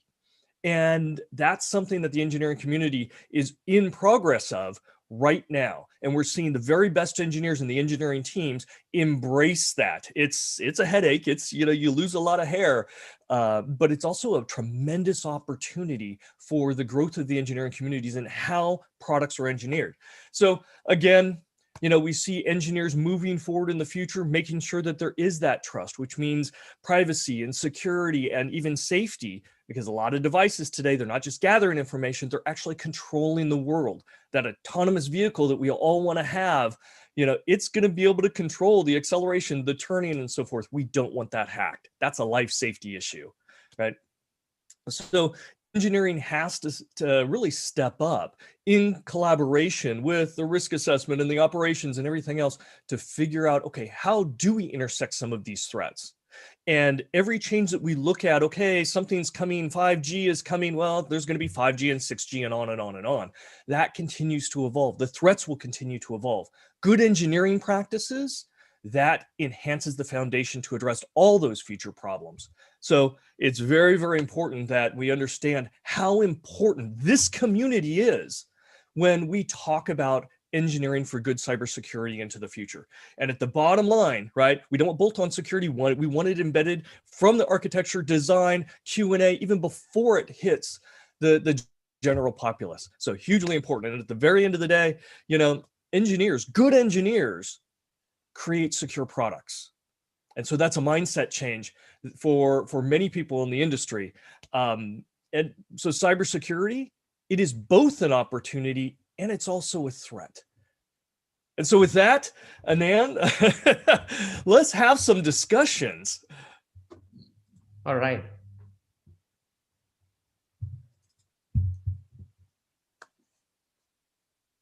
Matthew, can you hear me? Yes, I can. All right. So what are your thoughts here, Anand? You know, as cybersecurity evolves and, you know, the threat agents out there are constantly adapting to the technology. You know, we talked about AI. AI is a tremendously powerful tool, but a tool can be used for good or for bad. What are your thoughts in how we have to evolve as an engineering community to help it be used for the good and maybe put some controls in how it can be used for the bad? Yeah, I think that's a great question, Matthew. I think, look, I think from a security perspective, like I said earlier, this is the only industry where we have active adversaries trying to break us down constantly. And it's never going to stop. You're not going to be in a world where you say, look, I'm all secure now, I can go to sleep. We're constantly looking at a variety of different threats, people looking at different techniques to trying to hack in. A lot of times we spend time securing things. It's like a house. If you have 300 doors in the house and 500 windows, all you need is like one small crack somewhere for someone to sneak in. And I think from that perspective, it's very important for us to ensure that we have not only an inside out perspective of how our enterprise or how our situation is, but have an outside in perspective on how the hackers view the world. And then, like you said, like, look, we want to make sure that this is something that we need to use automation immensely to be able to attack. I mean, majority of the problems in cyber attacks are because of fundamentally a couple of reasons. One is that enterprises are using manual ways of doing things. So manual configurations of policies, manual remediation of things that are, when they know are happening, they get alarms that they have to sort out manually. And you get like 8,000 alarms a single day, and you can't distinguish on what's good versus what's bad. And it takes you weeks before you know, oh shit, what happened, right? And that's where I think we can remove, and that's how we can help with the power of AI, machine learning, and automation to simplify that. Now, you also want to have visibility. So yeah, you can get that visibility, but you want to automate as much as you can because it's happening at a very rapid rate, as you know. Yeah, absolutely. You know, tools can be used for good or for bad. And especially with the automation, it helps keep pace with the scale of attacks, not necessarily the innovation, right? But definitely the scale, which is kind of that fundamental challenge that we have. There's an interesting question coming in. And the question was, will quantum computing make cybersecurity technologies obsolete? And I'd love to take a first shot at this and then hear from you. You know, quantum computing is great. It is great from a perspective of being able to solve certain types of challenges and problems. And unfortunately, some of the problems that it can solve very, very quickly are around certain ways of encryption and authentication. And so those certain algorithms out there, which are in use, are potentially victim to high levels of quantum computing, right? And we're starting to see some of that. But not all algorithms are easily victimized by that way. There are quantum resistant algorithms. In fact, NIST and other organizations are looking and evaluating because it really just becomes an evolution, which again, when you have active attackers, it's about evolution. And as attackers can bring in quantum computers to solve certain types of equations, well, we go in and replace those with quantum resistant ones so that they can't. It's you move left, I move right. It becomes a dance. So, you know, what are your thoughts? I completely agree with you, Matthew, and I understand there's awesome work happening with organizations like NIST to ensure we can have quantum resistant algorithms, etc. But like you said, it's an evolution, right? I think we got to keep evolving, making the algorithms we have more and more better every single day, and also use different techniques. For example, when we had a lot of things around, and the world moved from HTTP to HTTPS, a lot of people said like, I'm not going to have visibility into what happens in the enterprise. And you found different techniques by looking at patterns and metadata, etc., to understand that you can still have privacy, but I can still understand what's happening from a security perspective on the enterprise. And I think that's the evolution that we will continue to have. Yeah, absolutely. So there's another question before I get into it. I want your thoughts, right? Engineers tend to look at that engineering problem, the technical problem. I need to create a perfect firewall or a perfect overlay of resources or look at data. What are your thoughts when it comes to the behavioral aspect in cybersecurity, right? Often I explain it to people that it's kind of like two sides of a coin. You've got technology on one side, you've got the behaviors of people on the other, and the process in between. You know, in your mind, how important is it for engineers to understand who's going to be using it, how it's going to be used, how it's going to be administered, and the potential issues of behaviors undermining sometimes beautiful technology, but undermining the security of it? Yeah, I think you had a very good point, Matthew. Look, I mean, behavior of the things of who the end user is, what is the persona, what they're trying to do, what is their role, and what is their outcome is very important. And that's why I come back to the point I mentioned. If you think about it, everything that is flowing through an enterprise or a campus environment is flowing through security products, right? How do we ensure that the bits and bytes of data on the network get converted to information? And how do we take this information and convert it to insights? And how do we take the insights and convert it to outcomes depending on what the persona is and what they want to drive? And how do you use that feedback loop then from the outcome to ensure that you can refine that outcome based on what you're learning from it? And that's the feedback mechanism that we need to be. So we're constantly improvising from what we're learning, how we are fixing things, how we're remediating those things, and then watching for the next things happening. Well, it's a constant, it's a circle. And that circle then, does that require engineers to interface more with wetware, the people, than they have traditionally in the past? I think it requires the engineers to understand the outcomes a lot better. Like, what is the outcome of the end user? Who is the end user? What do they care? Why do they care? And why are they doing certain things a certain way? Because then they can figure out more creative solutions to solve the problem. Yeah, that may get out of people's comfort zone, but that's a good thing. That's a good thing. We all have to adapt. I see another question coming in. I know we're running short on time here. So let's take this last question, then we'll hand it over and get back on schedule. So the question is, how do you handle cyber risks coming from vendors or other third parties? So suppliers, partners, vendors, things of that sort. That's a very important question. And if you look at my hot topics, the last one I talked about is the unification of networking and security. And what that means is basically you want to have people are coming and accessing resources from all possible outcomes. So for example, you have people in the headquarters, you have people in the branches, you have people accessing it from home, from managed endpoints, which means company provided laptops or phones, from unmanaged endpoints, means I'm bringing my own, because all my applications are SaaS applications, I'm bringing my own laptop, my own phone. And then you have partners and vendors wanting to access certain applications. So you want to have, so that's the reason why it's a platform approach, right? You have all of these access technologies or access or methods of access, and then you have to have a platform approach of ensuring that you can provide security across all of these.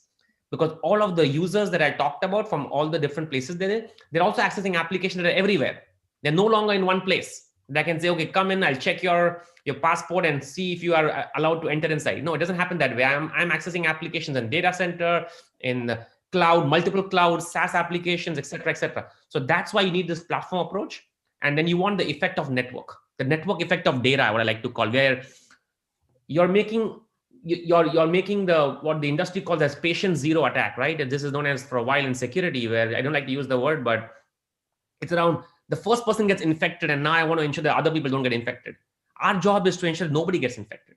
Like, how do you ensure that it's, and that's where we can do it by when you do things inline. The moment you have to sell something to the cloud for processing and then send signatures down, that's going to be a delay and lag. So how do you do most of what you do in line? And you have to always do some processing behind the scenes. Yeah. And, you know, when I sit down, I talk with boards or CISOs, especially about third-party risks, it all starts, you know, with the organization security policy, because that really defines what your risk acceptance is.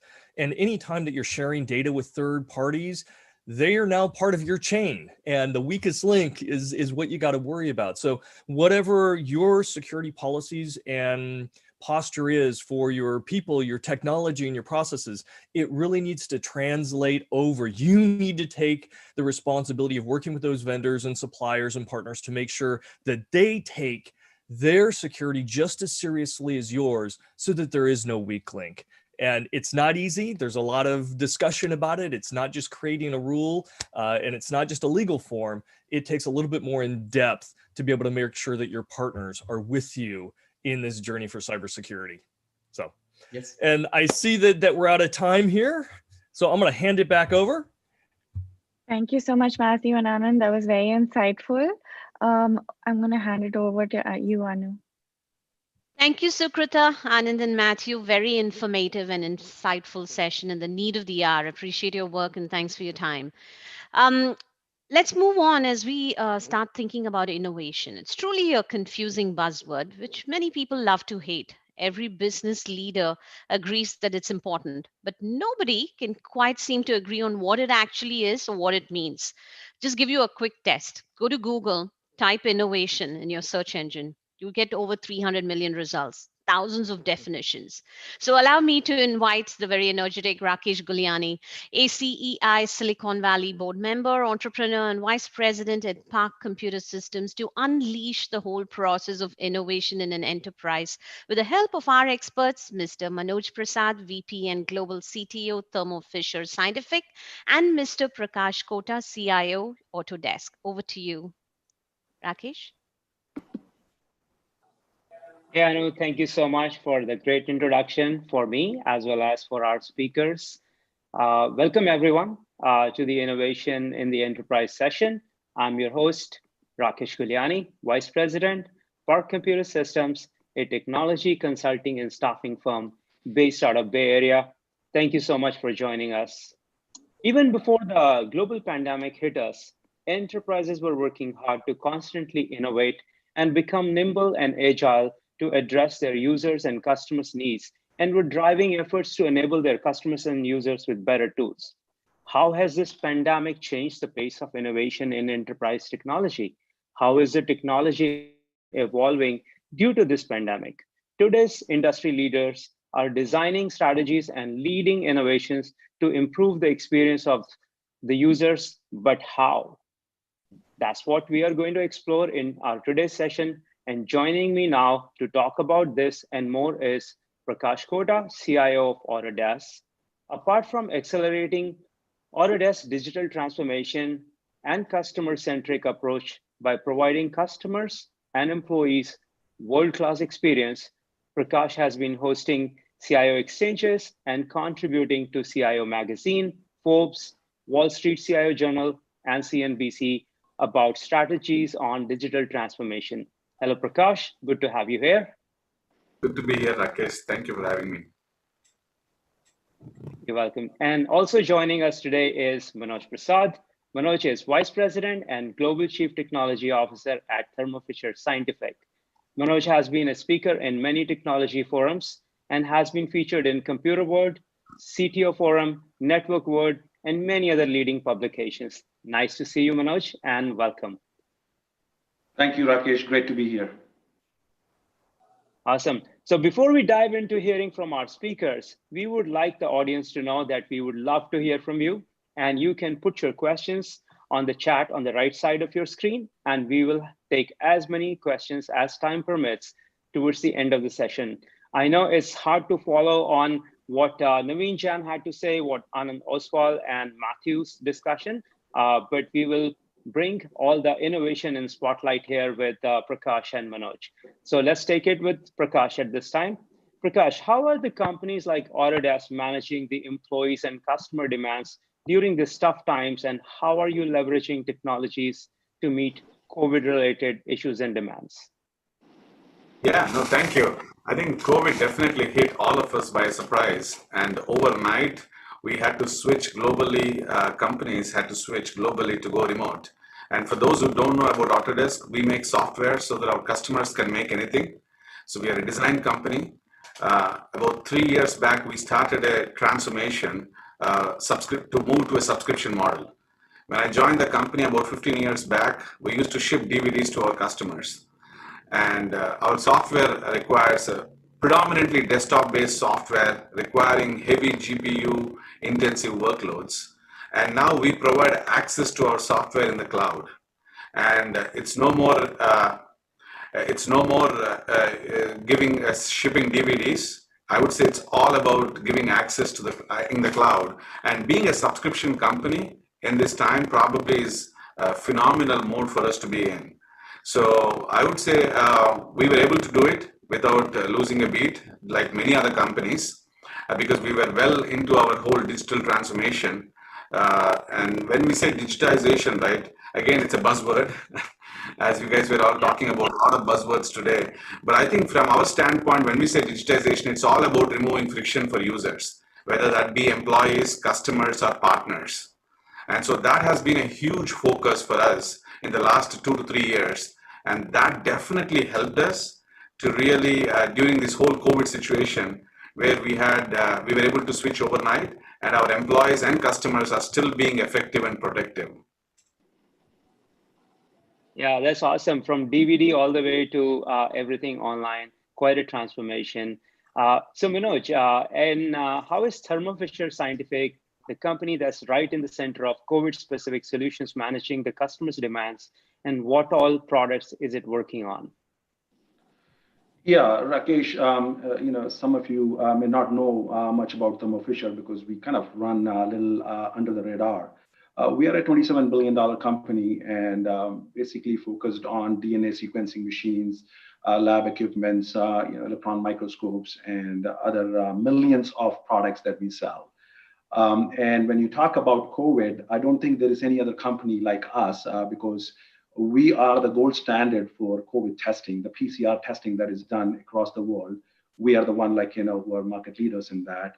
And then when it comes to drugs and vaccines, we are the one who basically helps companies who has an idea about a drug to make the molecules out of the chemicals. And if that molecule looks like a potential drug, then we help them with clinical trials. And if the trials are successful, we then get involved in helping them manufacture and distribute. So some of the COVID-related drugs today you see in the market with other brand names is actually manufactured and distributed by us. And then when you have vaccines, it needs cold storage. Who provides the refrigerators with -40 and -80 degrees? It's again Thermo Fisher, right? So when you look at Thermo Fisher, we are involved in pretty much everything that you can talk about, including selling the PPEs, whether it is masks, the gloves, the sanitizers. With all this kind of being involved in, it becomes a challenging time for us, especially with respect to the demand that we have, right? What we are actually trying to do to help our customers is try to bring speed and scale. That is the two things that we really want, because we've been asked overnight to increase the capacity 15 to 20 times. We typically used to have like 1 million test kits, and now we have to scale up to 15 to 20 million a week testing kits, right? Which was a uphill task, and we had to do it as fast as we could, and we were able to do it successfully, leveraging technology, because the whole process automation, the whole IoT, leveraging immersive technology because we couldn't travel, and then of course some of the machine learning and deep learning skills that we had in-house was put into place to bring the speed and the scale. So we still have some ways to go as to how we can how we can meet the bigger demand of the world to make it healthy, but we are making great progress. Awesome. So good to know about Thermo Fisher. I was definitely aware of them helping with the testing kits. They were producing over 5 million in the very first month, but I wasn't aware of Thermo Fisher helping companies with the vaccines, and even now taking on the responsibility of delivery, because we are very familiar with Pfizer, Moderna kind of companies. Requiring minus 40 degrees, 70 degrees freezers. So that's amazing to know. So moving on, to Prakash, how is the technology innovation evolving due to this pandemic? I think irrespective of this pandemic or not, I think the technology evolution has definitely accelerated. It doesn't take any more months or years for a technology to be adopted or to be divested. There are gone are those life cycles where we do projects for years or months with which takes, remember those ERP implementation that used to take 18 months to 24 months? Gone are those days. Now people are expecting things over demand, on demand. So when you think, so the whole notion of how do we really get things immediately and get it in the hands of consumer is so quick. So I would say the whole agile nature of how we innovate things have accelerated. And at Autodesk too, we are definitely exploring a lot of things from consumerization and digitization standpoint, and definitely leveraging a lot of data to ensure that we are getting in the right capabilities to the right users. Got it. How about you, Manoj? How is it involved in the technology innovation happening at Thermo Fisher in your IT world, maybe? Yeah, Rakesh, the way I will explain is that, split this question into two, right? One is the whole innovation process has changed. This has evolved during this pandemic because, when you are talking about innovation, you are observing your customers, you're doing brainstorming, you're doing collaboration, you're doing experimentation. All these used to be in person.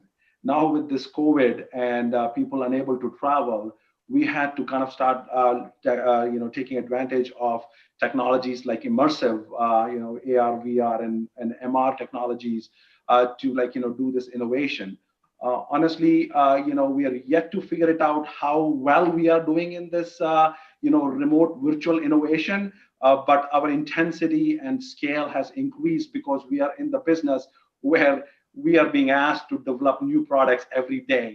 Every day we are coming up with new solutions, whether it is in testing, whether it's helping our customers come up with a better vaccine, or it is to help them with drugs, right? So that is one piece, how the innovation process is working. And then the other is the actual innovation. As I said, we believe that many companies that I've been talking to has slowed down on innovation, especially the disruptive innovation.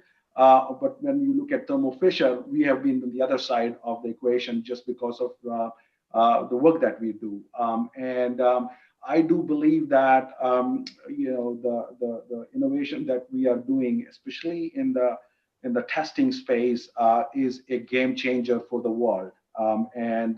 You will see more and more products coming in from Thermo Fisher, and we are going to do this innovation in a way that has never been done before.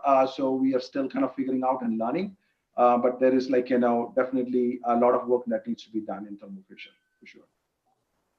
That's good to know. So follow up on this. Do you think has the innovation and the technology priorities changed due to this pandemic over at Thermo Fisher? Yes, absolutely. Look, the original plan before Corona or COVID, we were looking at leveraging data. We wanted to, focus on machine learning, artificial intelligence, and deep learning. But because this COVID happened and we had to release products, we had a instrument that was released like 4 months back, exactly in the middle of the pandemic, that was going to increase the testing to 8,000 per day on a single machine, right? And When we wanted to do that, we could not go to the customer site, install the machine, and put the training and remote diagnostics in place. So we had to quickly move into immersive technology, and that became a priority for next 12, 18 months. We believe we will be really focused on that, and we have almost 40, 50 projects right now in the pipeline to not only install all these instruments that we have to install globally, and we're all doing this leveraging Microsoft technology, HoloLens, and then we are using Microsoft technology guides to provide them remote training, and also do the remote diagnostics when they need help, because these are all new instruments. So we're able to do all this leveraging immersive technology. And then the most important thing is that all these are validated systems. We need FDA's approval.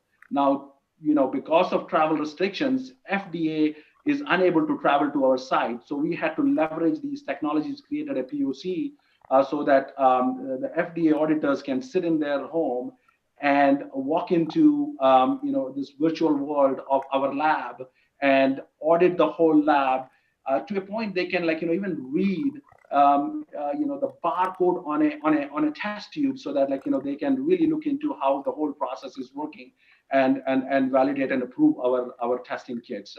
So innovation is all more focused now onto immersive, which we thought would be something that we will plan in 23, 24, because there was at least a couple of disruptions that was going to happen in immersive technology. One is the 5G coming in.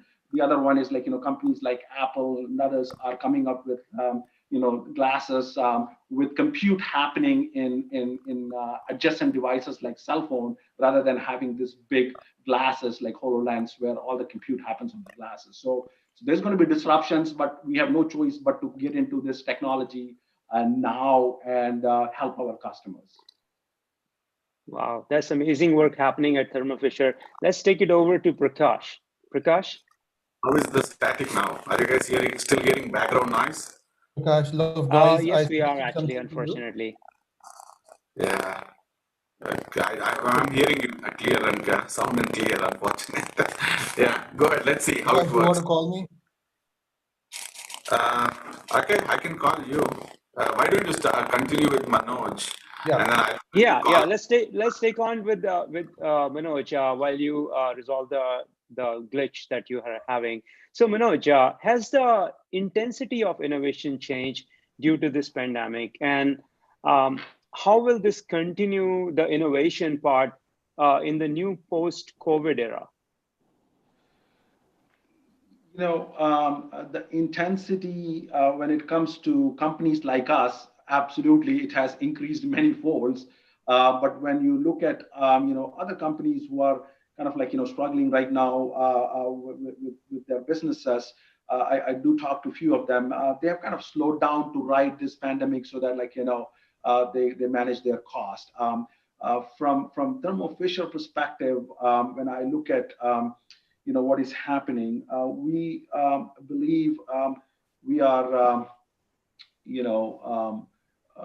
looking at different aspects of innovation. Where do we go from immersive into machine learning or deep learning, and how do we leverage these technologies? So we have to give you an example, we have a lot of customers who are doing stem cell research, part of the process is to get a donor and then pick up the cell, and the whole process of identifying a good cell that can be replicated and then reprogrammed and engineered and then put back into the patient takes almost a year and a half. Leveraging deep learning and parts of artificial intelligence process, we are able to do this work in hours.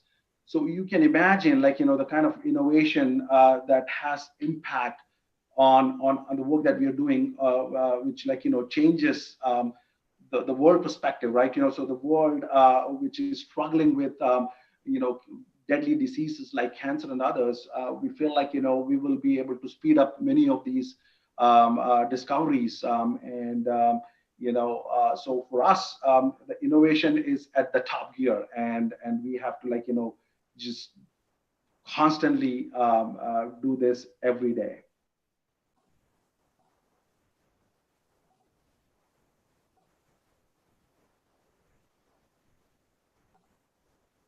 Okay, you have question for Prakash? I think Rakesh froze. Rakesh, you are frozen. So Okay, so yeah, sorry. So I think it looks like Prakash is back. His audio problem is gone. So we have 2 minutes left. So Prakash, what technology areas are you going to focus in the next 1 years?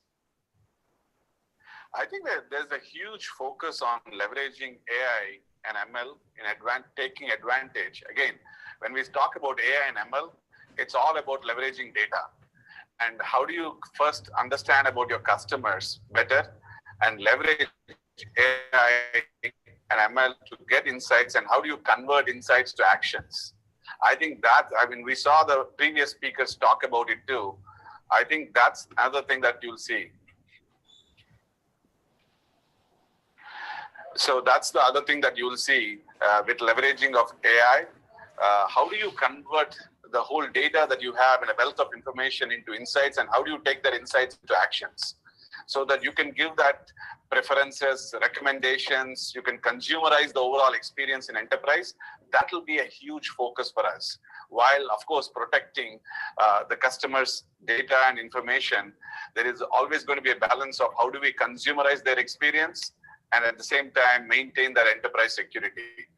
And whatever we can use in that sense, whether you call it innovation or whatever it could be, I would say continuous capability. Being a cloud company, that's something that we'll continue to focus on. Got it. So we are almost about at the end of our session. I have a quick question from one of the audience. How has Autodesk used automation as a key innovation technology to enhance its employee experience in the enterprise during this pandemic? So you have 1 minute, Prakash, sorry. Yeah. No, I think automation is the key. At the end of the day, if we need to hide complexity, automation is what you will need to focus on. If you need to consumerize the experience and keep it super simple, then behind the scenes, you need to really focus on a lot of automation. And that's exactly what we have done over time.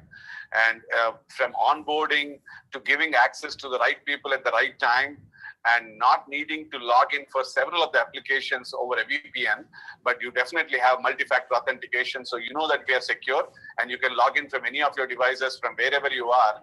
I think we were able to tap into all of those things with our investment on what we did and putting a lot of focus on automation and anything repetitive.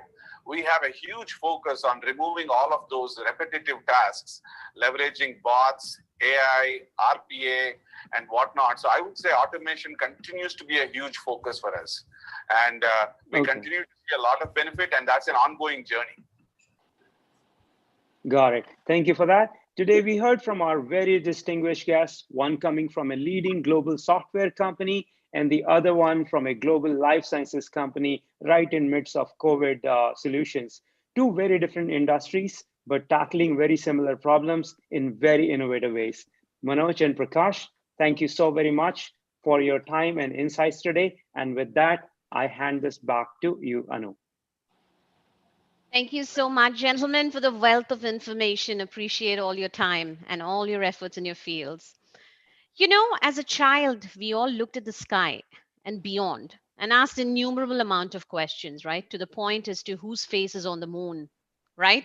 Convincingly, we get answers like it's an old lady. And then they don't stop there because they further say that it's an old lady spinning thread on her spinning wheel. Well, there starts our curiosity and flash forward to the present. Worldwide, robots are appearing in factories and other workplaces. Used correctly, they can quickly complete repetitive tasks or operate in environments where humans can't. But robots aren't just found here on Earth, they're also essential for the exploration of space. So, quick trivia for all you intelligent folks. Let's see who gets this. What is the first humanoid robot called, and when was it in space? It was NASA's government invention of the year. All right. Please welcome our session host, Santosh Ankola, ASEI Silicon Valley board member and head of product at TechCrunch and Engadget, who will be joined by remarkable robotics and space scientist, Dr. Shrija Nag of NASA, Bay Area Environmental Research Institute, Berry, and Neuro AI. Santosh, the screen is all yours. Thank you, Anu. Our next session is personally my most exciting session. It's on robotics and space, on the current trends and future. So in this session, we'll explore what's in store for humans in the aerospace and robotics industry. We are privileged to have our distinguished speaker, Dr. Shrija Nag. Welcome, Dr. Shrija Nag. Dr. Shrija Nag is a senior research scientist at NASA Ames Research Center, which is contracted by Bayer Institute, where she serves as the PI on D-Shield. And D-Shield is a distributed spacecraft with heuristic intelligence to enable logistical decisions. She also leads autonomous systems engineering at Neuro, a Silicon Valley startup that is building and deploying what could be the first self-driving robotic fleet on public roads. Neuro is already a unicorn company and recently received a $500 million funding. Shrija completed her PhD in space systems engineering from the Department of Aeronautics and Astronautics at MIT, Cambridge. Her research interests include distributed space systems, space robotics for Earth observation, space traffic management, and vehicular robotics validation. A warm welcome, Dr. Nag, and over to you. Thank you, Santosh, for the very generous introduction. I hope you can hear and see me, and I will try to share my slides so that I can show some pretty pictures along with my talk. Yeah, we can hear and see you. Awesome.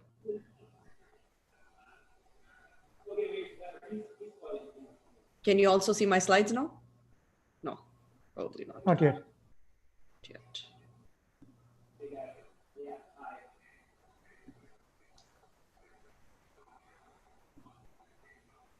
Now? We can Yes. see your screen now. Yep. Great. Thank you. So, Santosh already explained my formal introduction. I have the privilege of being a part of two great institutions, both NASA Ames Research Center and Neuro AI, which also happen to be about 10 minutes driving distance from each other. I get to be a part of research and development adventures, not just in the government, but also actual scale deployments in the industry.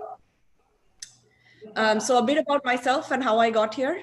I finished up my undergraduate studies back in India in IIT Kharagpur, came straight to Cambridge, Massachusetts in 2009, where I finished up my dual master's and a PhD at MIT, and flew to the Bay Area in the summer of 2014, and I've been here ever since. Over the course of the 13-ish years in the US, I've been a part of 3 NASA centers, starting with JPL and then Goddard on the East Coast, and now Ames Research Center. I've also spent a couple of months in the European Space Agency, where I was an international fellow, and a few years consulting with 2 space startups here in the Bay Area called Swarm Technologies and Spire. So today I'll try to draw some parallels between robotics applications and challenges on the Earth and in space. So a little known fact about space missions is that every space mission we've ever done is some level of robotics. To understand what that means, let's look at the full stack of a robot first. And the first module is localization, where the robot tries to understand where am I. The second is perception, where the robot tries to understand what else is around me and what are they doing. The third is, once they know that, they try to predict what these other agents around themselves are doing. And then based on all of that information, the robot plans what it will do based on all this information, excuse me. And finally, when all of this is complete, the robot controls itself, which is actually implements logistically whatever it planned to do. Now, this full stack repeats at a regular cadence in every robot, whether it's a self-driving car on Earth or the Curiosity rover on Mars, or even satellites orbiting different planets. So vehicular autonomy is whether it's for robots or for satellites or for rovers, is defined by how much we can do with as little human in the loop contact as possible. So for those of you who are familiar with 5 levels of autonomy in self-driving, this is a quick recap. You have level 1, which is driver assistance, where everything is on. You have level 2, which is partial automation, then level 3, which is conditional automation, and level 4, higher automation, and level 5 is full automation. The same concept also applies to Martian rovers, whether you believe it or not. It applies to rockets. As you can see here, a GSLV rocket lifting off the soil of India. It applies to humans carrying spacecraft carrying humans. For example, you see in the picture here, there's the Crew Dragon by SpaceX, and even spacecraft that don't carry humans. They have a ton of automation on there. So these spacecraft don't carry humans, but they carry instruments to study the Earth, other planets, or even the universe. So what you see in the picture here is the Hubble Space Telescope that image the life and death of thousands of stars as in the decades that it's been flying in space. It's helped pin down the age of the universe, which is now known to be about 14 billion years, which is about roughly 3 times the age of the Earth. And it also created the first 3D map of dark matter and many such things. And it was possible because in part due to the automation inside Hubble. So robotics and autonomy end up applying to all of this, from spacecraft to these rockets and these instruments. So you're probably thinking, well, why do these missions need to be robotic? That's because rovers on other planets or satellites orbiting the Earth or rockets, they don't always have contact with humans fast enough that they need to make time-critical decisions. For example, any spacecraft orbiting the Earth, usually in low Earth orbit, can see any point on Earth for about 10 to 15 minutes at a time. And this happens every 2-ish hours if that point is near the poles, and every few days if that point is near the equator. Which means that these satellites are pretty much on their own in between those contacts with the Earth. So if you put ground stations in 20 such locations, it gives any satellite an access every 4 to 6 hours. And so the satellite has to do its own low-level intelligence, low-level planning, and everything else on its own for 46 hours at least. And so that's already level 3 automation in self-driving based on the previous chart. Now, higher level command and control, so when I'm thinking level 4, level 5, like what instruments to use and when to take a photo, what do you take a photo on, all of that still relies on human intelligence. So these humans uplink what the satellite needs to do every 4 to 6 hours. So that's level 4 automation onward, and that's the part that we're trying to solve. Now, keep in mind that the ground station game itself is changing. So I said 20 ground stations around the world. That's going to go up very soon because there's industry entrants now. For example, Amazon is planning to plant satellite reception terminals on many of their warehouses and then piping the collected data into their AWS cloud. But that's a long way to go before 4 to 6 hours begins to become minutes. And by that time, using all of those humans to support those ground stations themselves may not be very efficient. So we have to go the autonomous route anyway. So increasing levels of automation from level 4 upward on rovers or satellites is harder than it is on Earth because space is extremely resource constrained. And the way I'd like to think about the 5 parameters that constrain resources are C3PO for the Star Wars fans out there. So C3PO stands for constraints in communication, power, pointing, propulsion, and operations. So I already told you about the communication problem that humans get to talk to spacecraft anything between 6 hours to many days. The other big constraint is the compute power. Now, power in the spacecraft is obtained from batteries charged by the sun using solar panels. And this is a problem because if the satellite is orbiting the Earth every couple of hours, there's a charge and discharge cycle every couple of hours. And this impacts the lifetime of the battery. So we have to carry spares for redundancy. And you know that launch to space is extremely expensive. To adding mass is not a good thing. And so we're very power constrained. Moreover, computer boards in space have to be radiation hardened so that cosmic rays and other solar particles that hit it don't cause bit flips or even worse, a breakdown. So it's hard enough flying a computer in space that's able to do the AI. And just like we have interconnected cars on Earth, we also want to have networked AI across many satellites in space. But this itself is also very hard to implement because of onboard resources. Power constrained. We have enough energy in most satellites only to power a 50-watt bulb, which is less than the amount of light we get in our bathroom. and enough memory to run like a Nokia old phone from 2005. Think about iPhone X having 15 times more compute power than that. And that's what we got to use in space to do all of the stuff that I was talking about. There's other problems like dynamics or pointing. So to stabilize the system in space, we need to be able to be very stable in microgravity, and then or free fall, not really microgravity. And there's a lot of private companies working on this. Propulsion and operations is all about rockets and mission operations, which you all have seen much more in the media, problems that are being currently addressed by PSLV launches in India, SpaceX in the US, and so on. So I talked a lot about the constraints and the costs. So let's talk a little bit about the benefits of robotics in space. Better robotics improves our ability to manufacture in space rather than haul these fully made systems on really large rockets. So we can mine resources on the moon, asteroids, or maybe even other planets by utilizing resources available there instead of taking everything from Earth. And this is called ISRU, or in situ resource utilization. NASA started the process many, many years ago, and private players like the Moon Express here in the Bay Area have been pushing those boundaries for a decade now. Better robotics also improves inspection and servicing of existing satellites so that we can fix faulty satellites instead of having to fly a whole brand new one to space. So a little known fact, the Hubble Space Telescope that I talked about earlier that pinned down the age of the universe, it had a faulty lens when we first flew it. So it couldn't take photos as needed. And it would have been a waste of $1 billion of taxpayer funds unless it was fixed. So a crew of astronauts actually went to the Hubble Space Telescope 500 kilometers from the Earth and fixed it. It was costly, it was risky, but it was worth it because Hubble ended up doing decades of science that we couldn't have gotten otherwise. But in the future, maybe robots could be fixing these satellites instead of having to spend money and risk astronaut lives to do it.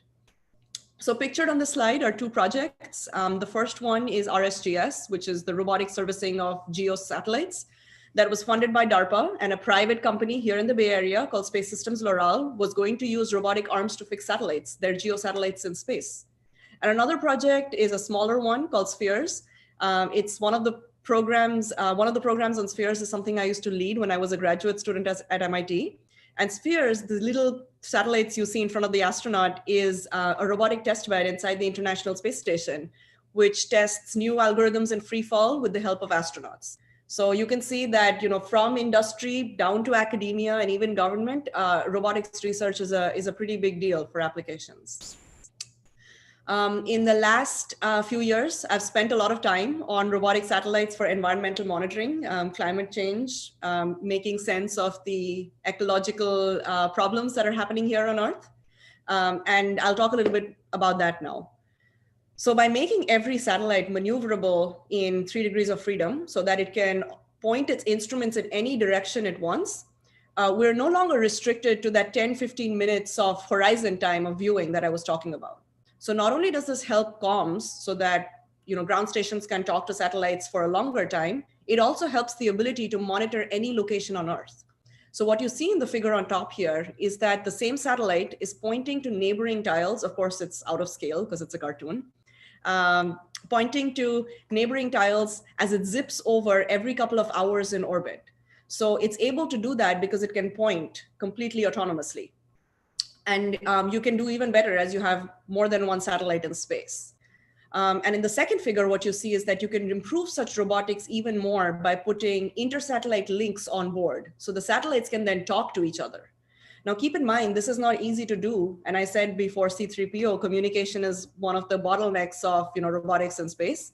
This is not easy to do because these satellites can be thousands or even tens of thousands of kilometers apart. So power beaming and pointing is a big challenge. But inter-satellite links, like the cartoon you see here, has been demonstrated with lasers in the past by NASA and now private players like BridgeSat in Boston.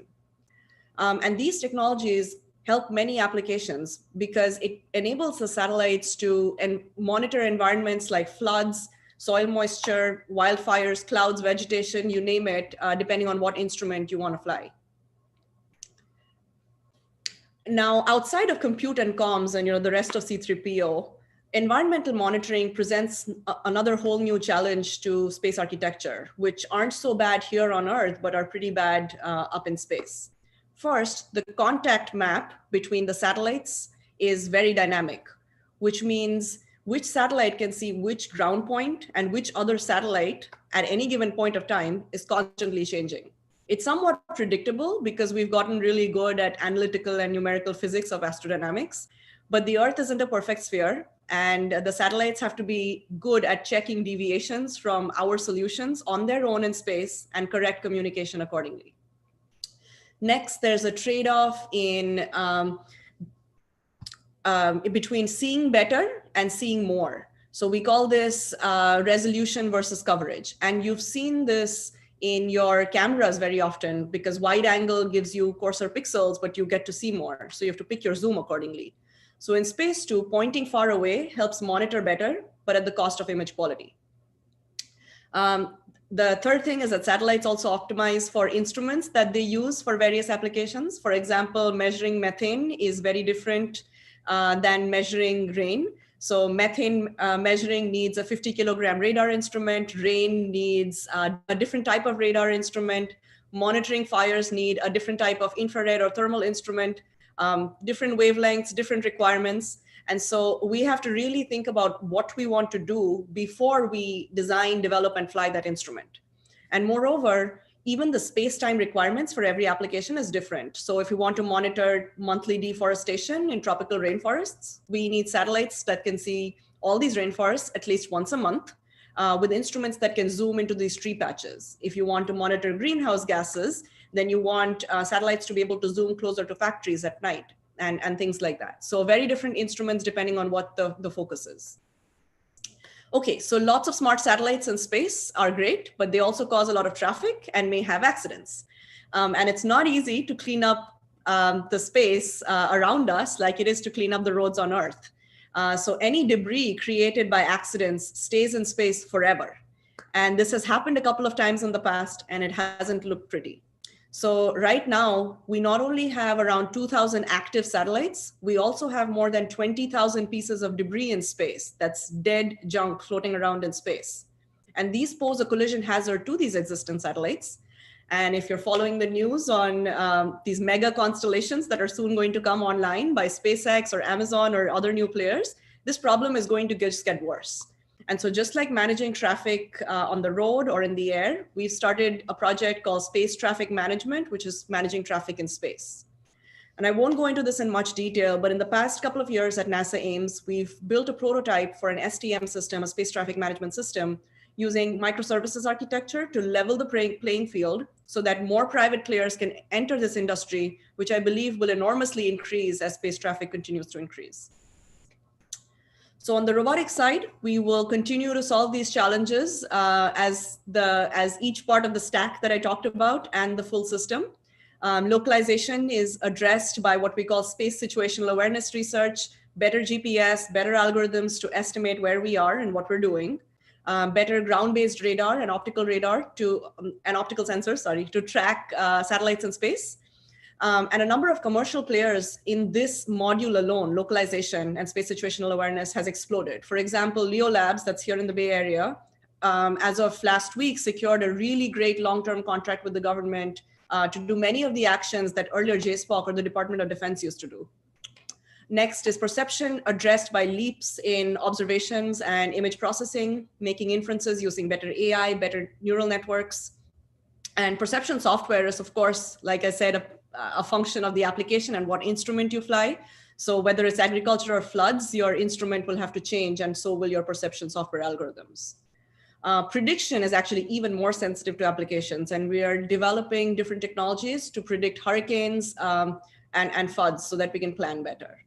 Planning algorithms are fairly importable from self-driving cars, so you can hear the usual suspects for optimal planning for cars, and R&D spheres in our labs is the same.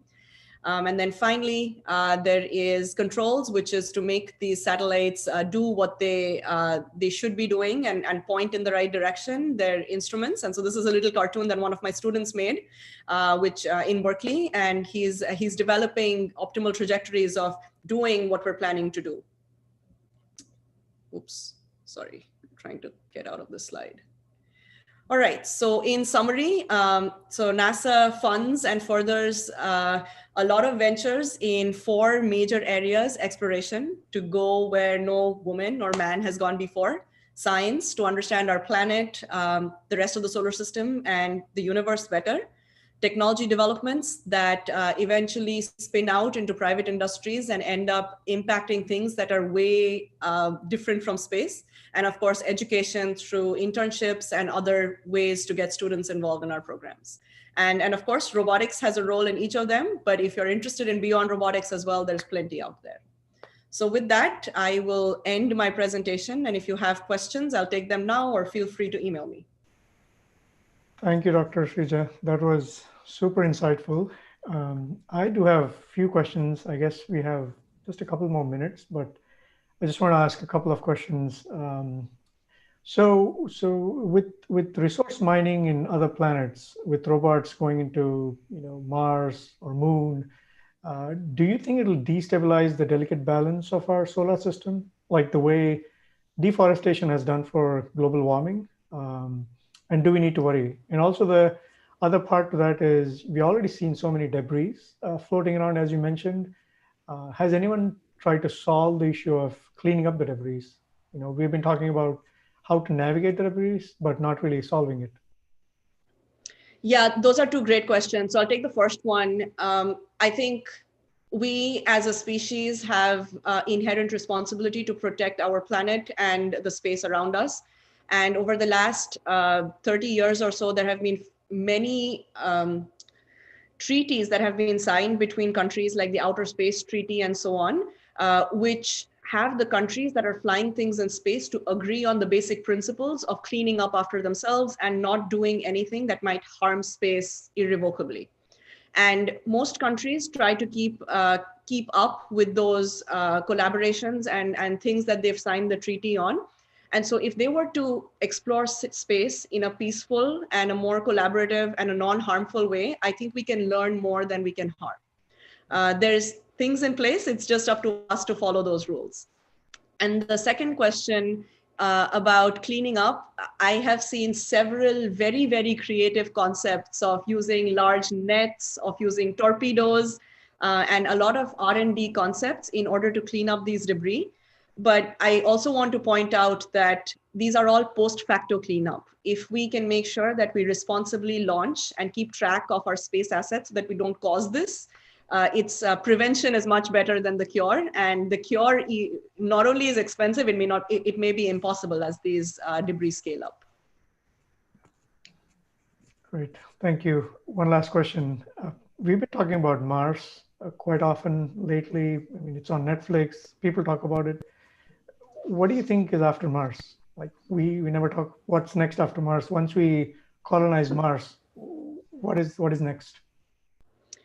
Interestingly, after Mars, I think the focus of scientists at NASA have been some of these asteroids. Not so much to inhabit them, but to go check out what's out there and understand the composition of asteroids so that we can either use their resources or maybe even bring some of it back to Earth.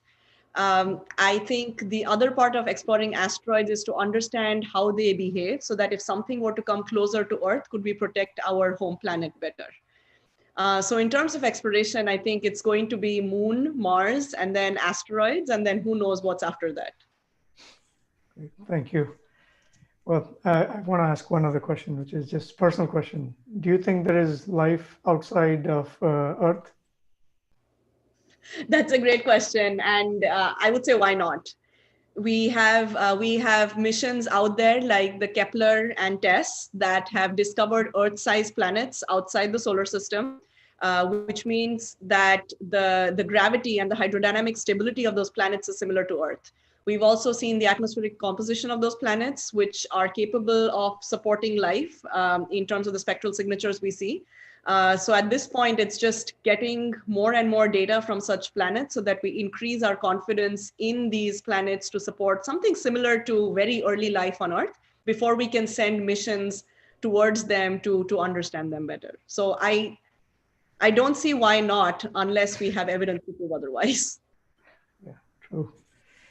All right, I think we're out of time. And thank you so much, Dr. Srijanag. It was a pleasure having you. And I'll turn it back to Anu. All right. Thank you. Thank you, Santosh. And thank you, Dr. Nag, for those splendid nuggets. You know, when people come and tell me that, hey, Anu, don't try this. This is not, I mean, try this. It's not rocket science. Now I know what truly rocket science is. And fantastic work. Very proud of your accomplishments. And we wish you the very, very best. Thank you for your time. Thank you so much for having me. Thank you. All right. So, the moment you've all been waiting for, all you engineers are doing a fabulous job by being the building blocks of an innovative and enriching future filled with beautiful technologies, creating, building, modeling, designing, executing ideas that actually benefit mankind. I would like to welcome Dr. Thomas Abraham, ASEI National Board Member and Chairman of the ASEI Awards Committee, to host the awards segment celebrating the outstanding achievements in the engineering and technology of those who have contributed to the society at large and to the ASEI organization. Dr. Abraham, the screen is all yours. Thank you, Anu. Good afternoon, everyone. I also have another hat wear, that is, I'm the chairman of the Global Organization of People of Indian Origin, GOPIO. Hope you all had a good time, especially the conference sessions, and you have benefited from it. And I wanted to compliment and congratulate all the team members who did a fantastic job putting together a great conference. So, friends, we are in the finale session of this 33rd annual ASEI convention. That is award ceremony to recognize those who are outstanding achievers among our engineers, engineering community, and those who serve and contributed to ASEI. We have a guest of honor. The chief guest for today, this session is Council General Amit Kumar, Honorable Amit Kumar from the Indian Consulate in Chicago. So just before we do the award ceremony, I just want to say a few words about the award selection process. About ASEI set up an awards committee consisting of Jayanth, myself, and Piyush. Jayanth, would you please share the screen with me right now so that we can start the ceremony? Just a second, Thomas. So a few words about our Council General Amit Kumar. He has joined the Indian Foreign Service in 1995 and was with the Ministry of External Affairs and served several missions abroad, including Beijing, Tokyo, and also the permanent mission in New York. And before joining as a Council General, he was a deputy chief of the mission in Washington, D.C. At this point, I request Amitji, would you please unmute and have your video started? I request our chief guest, Amitji, to say a few words. Amitji? Yep, thank you, Dr. Abraham, for those words of introduction. Mr. Jayanth Lakhia, President of ASEI, I'm delighted to be present here at this final session of the annual convention of the American Society of Engineers of Indian Origin and address this distinguished gathering. It is exciting for me for many reasons. First and foremost, it is a privilege to be in company of peoples who are dreamers and doers. Not only you all are engaged in cutting edge technologies and innovations across different engineering disciplines, you have brought about change that has made an actual difference in our lives for the better.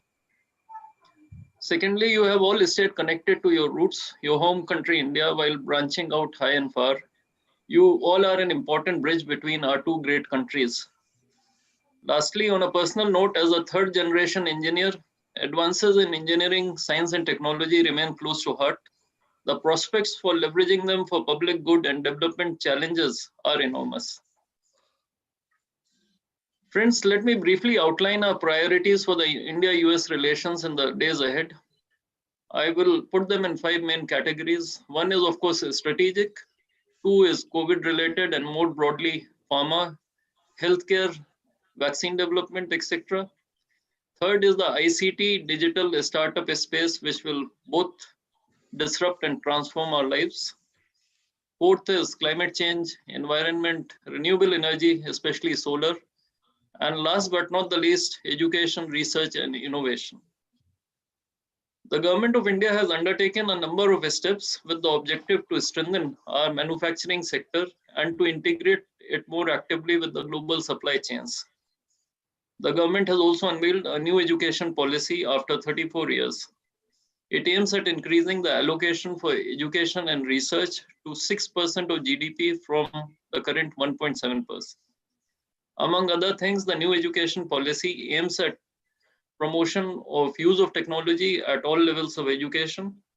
It aims at setting up a national research foundation to foster a strong research and innovation culture in the country. And there is a strong focus on building a supportive startup ecosystem. Friends, the 4 million strong Indian American community and the 200,000 Indian students in the US, mostly in STEM areas, have been a source of strength for our relations. We see the United States as a very close friend and a strong partner, critical to realizing our goal of transforming the economy and meeting our development aspirations. Of course, governments cannot do this alone.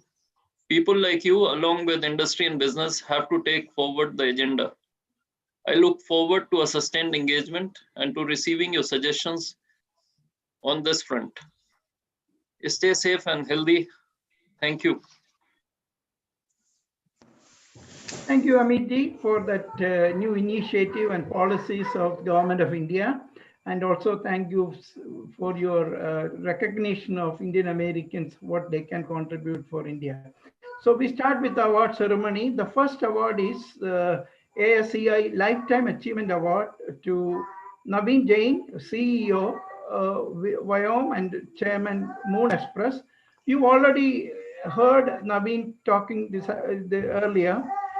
Just to introduce you, Naveen is an entrepreneur driven to solve global grand challenges through innovation.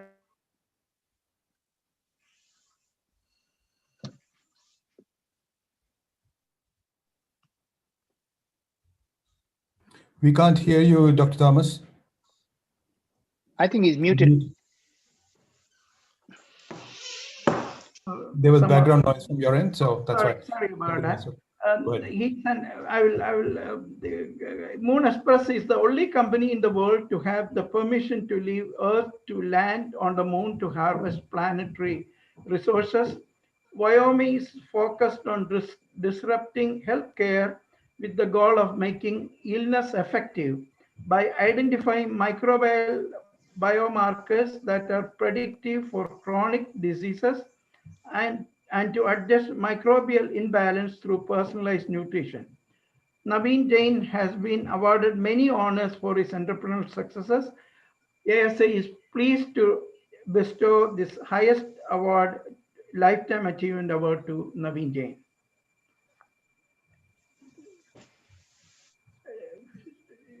Jalan, can you go to the next slide? Council General Amit, can you read it so that it becomes the official presentation?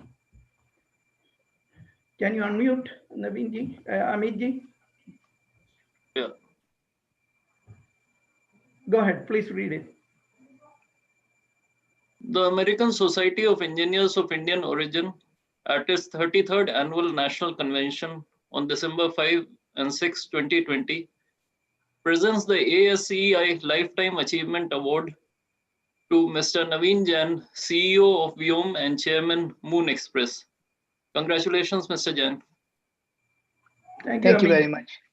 We will send this award to you by mail, but I'm sure you would like to say a couple of minutes.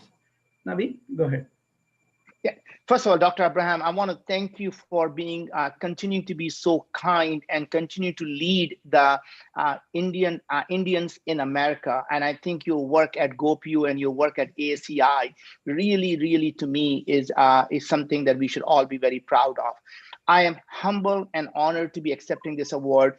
And the only thing I can probably tell you is that getting a lifetime achievement award looks like something when you retire, sometime when you get old, and when you say really you have done everything you want to do. And I really think I'm just at the beginning of my life of the next thing that I'm going to be doing. And I'm really hopeful that by the time I call it a day, I really hope that we can solve some of these audacious problems.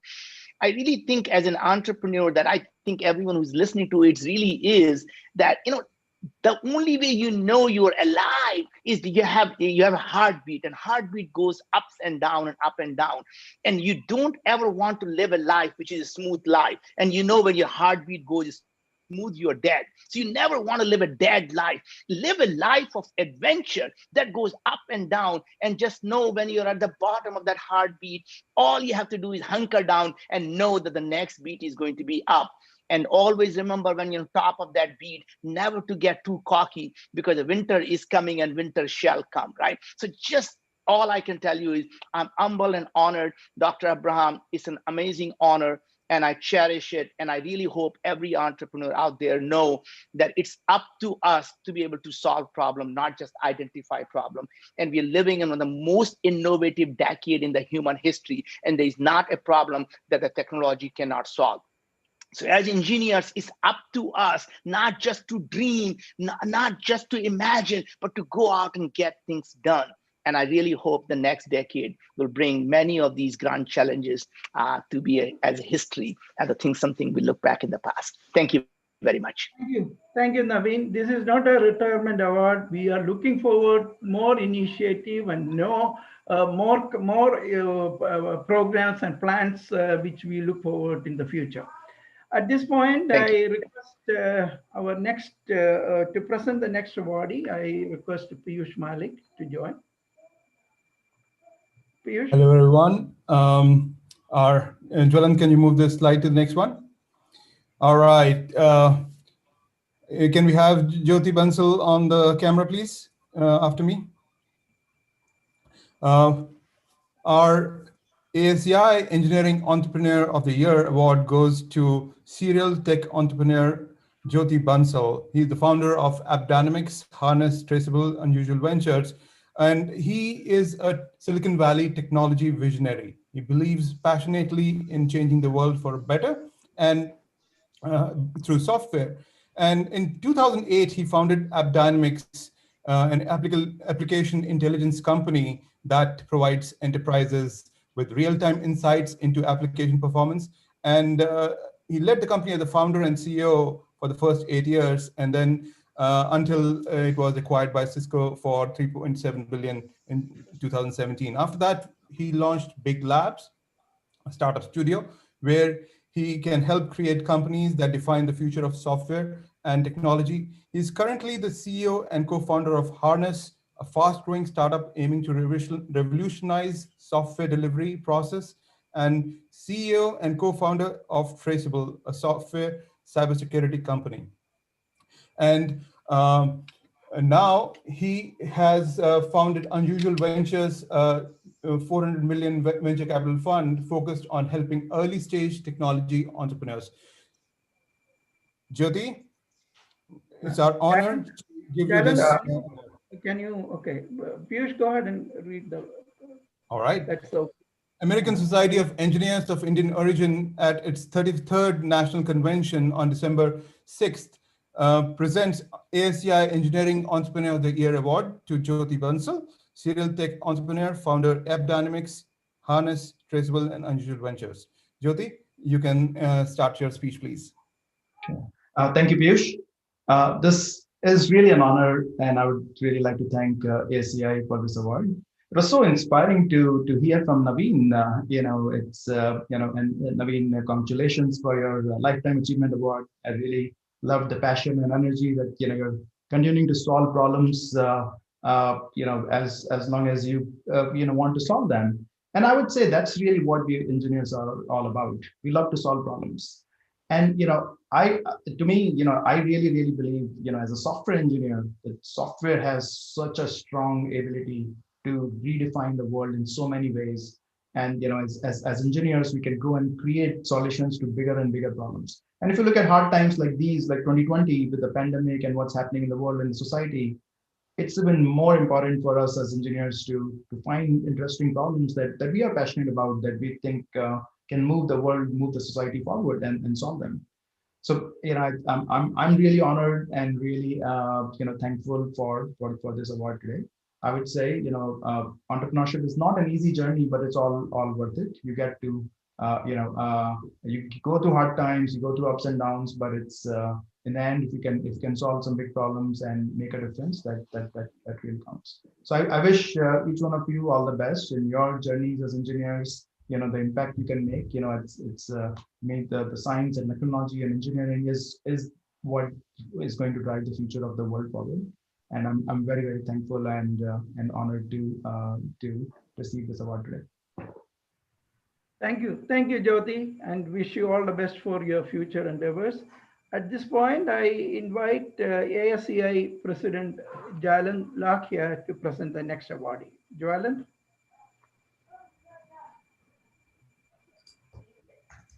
Thank you, Thomas.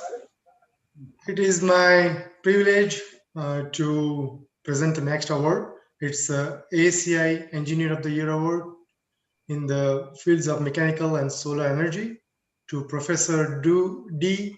Yogi Goswami.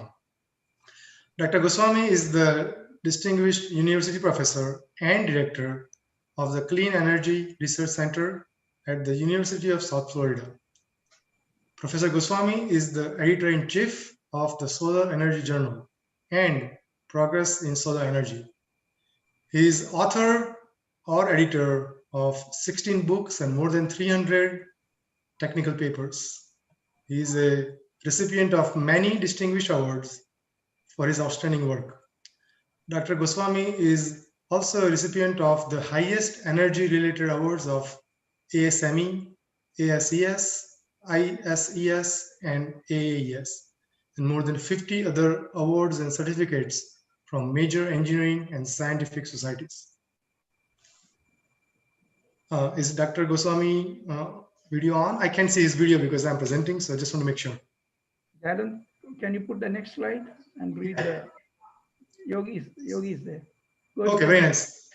So American Society of Engineers of Indian Origin at its 33rd Annual National Convention on December 5th and 6th presents ASEI Engineer of the Year Award to Dr. D. Yogi Goswami, Distinguished University Professor, Director, Clean Energy Research Center at the University of South Florida, and Editor-in-Chief, Solar Energy. Dr. Goswami, if you can please share your thoughts on this award. Thank you so much, Jalan. And Thomas, thank you for contacting me after 30 years of first meeting you at the GoPio meeting. I'm indeed humbled by this award, knowing that the members of the society are literally changing the world with their innovations. I understand that you're honoring me for my innovations in solar energy, an area I started to focus on back in the 1970s, because I was convinced at that time that our future energy source is solar energy, not because of the environment, but simple arithmetic of available energy resources versus our future energy needs. However, I'm going to take a minute to focus on another innovation, which is disrupting a huge, well-established industry. Okay. And that grew out of a personal need. That is, my son is asthmatic from birth. And my wife and I, we took care of his food allergies like peanuts and other nuts and other proteins. But we figured that there were some other triggers of asthma and they were in the air. So I searched and searched for commercially available air purifiers and found that there was nothing available other than filters. The best being HEPA filter, which was developed in the 1940s. All those people here in technology area think of what was available in 1940s. These filters can only filter out particles from air. But what was affecting my son and what causes us all health problems is not the dust particles, but the volatile organic chemicals, VOCs, emitted from most of what we have in indoors, bacteria, viruses, mold, other spores, endotoxins, mycotoxins, and other proteins from allergens.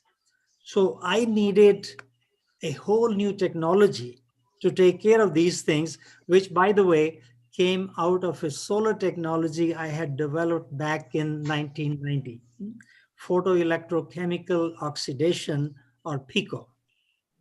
So this technology helped my son, Dilip, and my daughter, Jaya, and they have brought it to the world as Molecule with a K. So Molecule has become enormously successful because it is the first new innovation in this space since 1940s and is helping millions of other children. This technology doesn't just filter pollutants, but actually destroys them. And it's very timely because of COVID-19. So FDA gave it clearance for reducing the risk against COVID-19. As you know, COVID-19 is transmitted mostly as airborne virus. And Molecule was shown to destroy more than 99.99% of a surrogate of COVID-19. So finally, hospitals have started using it. Mercy Health chain of hospitals in Illinois and Wisconsin being the first. For me, though, the greatest satisfaction and pleasure comes from the thousands of messages I have received and I continue to receive from mothers who tell me, thank you, your invention has really helped my children, is helping my children. So that is my satisfaction because I invented it for my son and it's helping all of the other children. So finally, thank you again, ASEI. I'm indeed humbled by this award. Thank you, Yogi.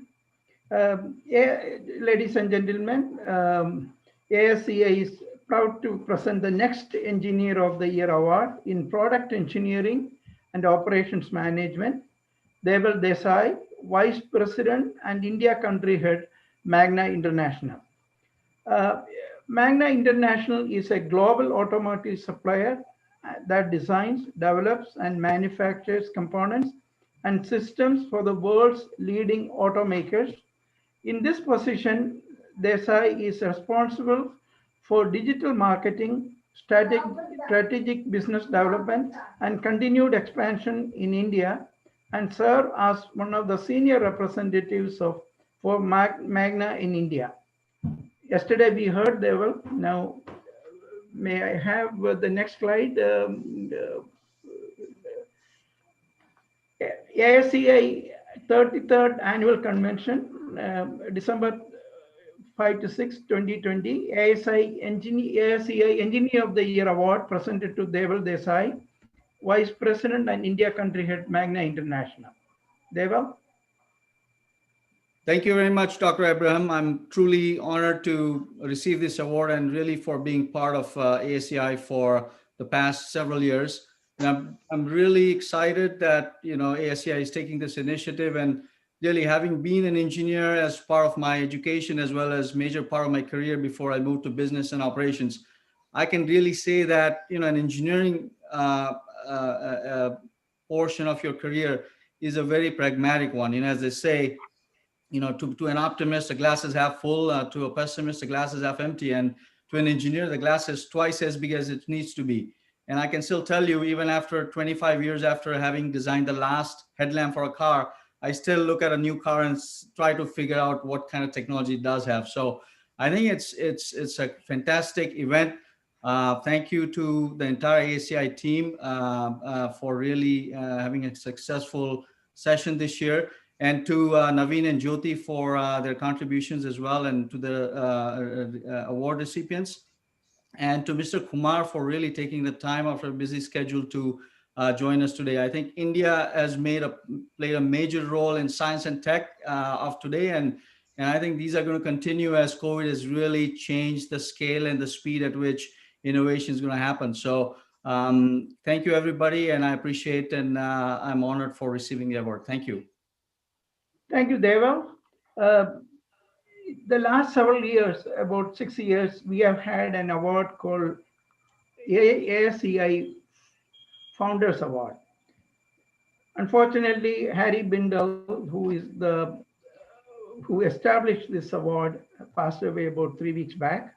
So I have a special person to present and talk about Harry Bindel's contribution to ASEI.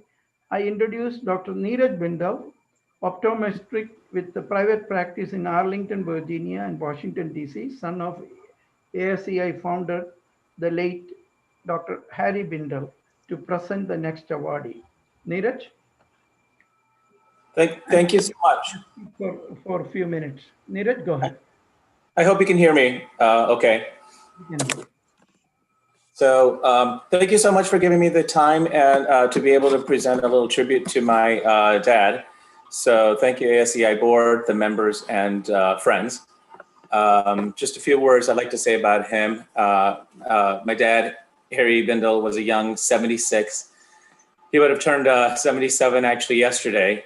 And I say young purposefully because he was full of life and still had his hands full and then some. His story, as he puts it, is truly inspirational and a rags to riches story. He was born in a small village in Agra with limited water, electricity, and no local schools. His passion for education was paramount, as I remember my father telling me that he had to walk miles to go to school and use the streetlights to study under. He was always the first in academics. By the time he was 27, he was married, had my sister and I, and moved to the land of opportunity with just a few dollars in his pockets. He moved during the recession in the 70s during the oil embargo. Jobs were very little to none. A good friend of his invited him to West Virginia and helped him secure his very first job. I think it paid all of $13,000. After finding a job, my sister and I came to the US, and I remember him working very hard and taking evening classes and still making time for us. And I'll never remember my sister and I asking for things, but he was very interested. He got us a bike, even a Christmas tree. You know, we went out and took professional photo portraits, family portraits that we have in our living room now. And, and I don't think that we lacked anything. Maybe just, we didn't ask for anything and we didn't lack anything.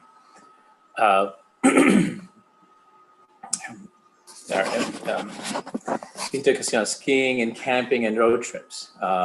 He had an interest in everything. And had he not, we probably would have missed out on many great experience and memories. As new and better job opportunities became available, it was time to pack and move. He definitely wasn't afraid of change. He moved to Kentucky and Michigan and Florida, and then finally the city that he had always wanted to be living in quite some time, DC. He's worked for private companies and cities and states and federal governments, the US Air Force, Coast Guard. In 1983, he founded, as you know, the ASEI, the American Society of Engineers from India, his pride and joy. Now, almost 40 years later now, there are hundreds of members and chapters across the country sharing ideas and technology and providing scholarships and awards to individuals of excellence. In 1990, I remember my dad helped me make my first feature film, Akanksha. He was the executive producer, and just another thing that I learned in his book that he was very, very proud of. He is a poet, a writer, and his work can be found in his self-published books, alongside his autobiography that incorporates his goods and bads and many of his typos. I learned more about him through his book than I would have otherwise. He worked on the Ganges sanitation project, and founding ASEI earned him the Pravasi Bharat, the Sanam Award in 2017 from the President of India. And then in 2018, he also received the Pravasi UP Ratna Award from the Governor of UP. He's a proud Hindu, a supporter of the Hindu American Foundation, the Vishwa Hindu Prashad of America, just members of numerous communities and participants at the Indian Embassy events. As I was counting and some of the stuff that he wrote in his book, as of 2015, He has a bachelor's, 2 masters, 47 awards, 105 certificates, 5 technical papers, 7 professional memberships, 5 publications, 3 film scripts. He served on 12 community service organizations and 5 public service communities. And he had the opportunity to travel over 40 countries on 5 continents. He was truly selfless. He spoke honestly and practical, especially when it came to money. That reminds me of a story that my dad and I had, not too long ago, just a few months ago. And he'd rather save $1 on himself so he can do better for others.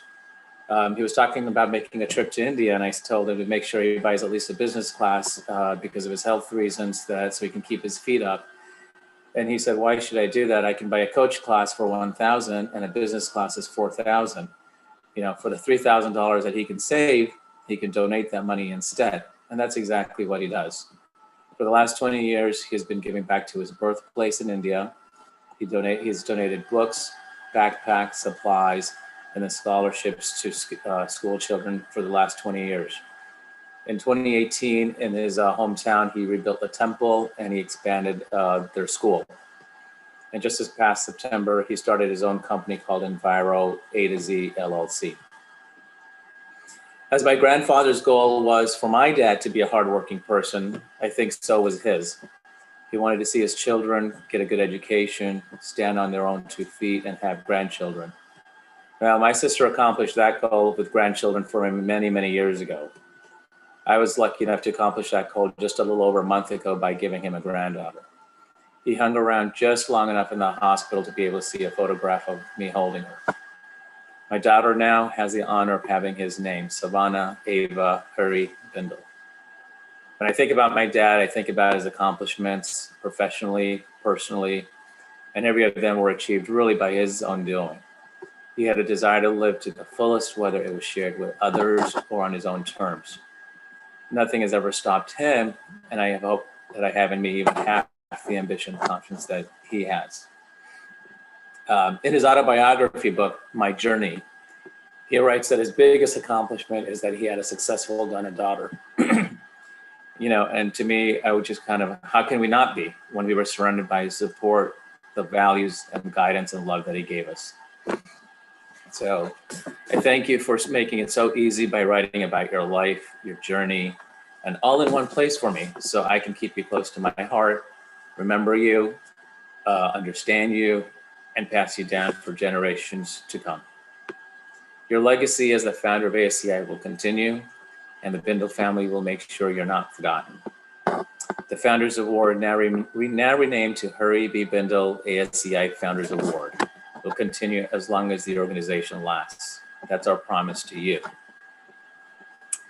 Without further ado, I have the privilege to allow me to introduce this year's Hari B. Bindle ASEI Founders Award, Miss Vatsala Abadia. She also happens to have been the Michigan president for the ASEI for the last 2 years, and she was also the chairperson for this year's GET2020 convention. She is the IT systems architect at Seco Tools. She has almost 30 years of experience in collaboration solutions and CRM applications across multiple platforms. She has a master's in computer applications from BIT, Messero with executive MBA degree. She has a professional certification in project management, ITL, Scrum, and Six Sigma. Vatsala is extremely passionate about life and values each moment as a beautiful gift. She has been a national level volleyball player back in India and is a techno geek who believes that there is a solution for every problem. We need to just dig deep enough. A big congratulations to Vatsala Abadia.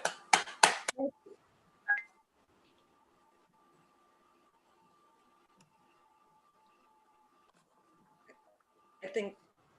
Neeraj, could you please read the screen, the plaque?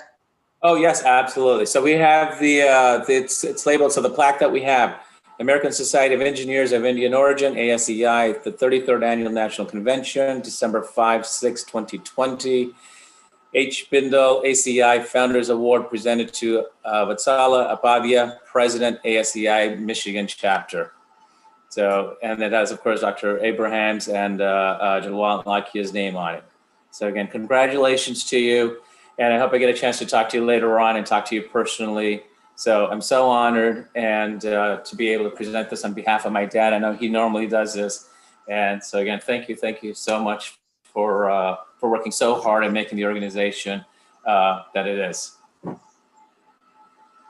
Thank you, Neeraj, and thank you to the entire Bindal family. Thank you, Dr. Thomas, Mr. Kumar, Jwalant, and Piyush. It is indeed a very emotional moment for all of us here. This award is Hariji's faith and confidence that he has bestowed upon me. It is his legacy of enthusiasm that he has passed on to me, and I can promise you, Hariji, that I will do my very best to live up to it.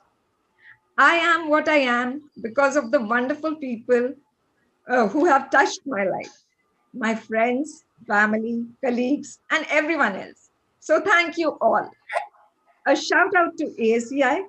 What is amazing about ASEI is the fact that it is large enough with people like Dr. Thomas Ibrahim and Hariji in it that you can make a difference across the globe.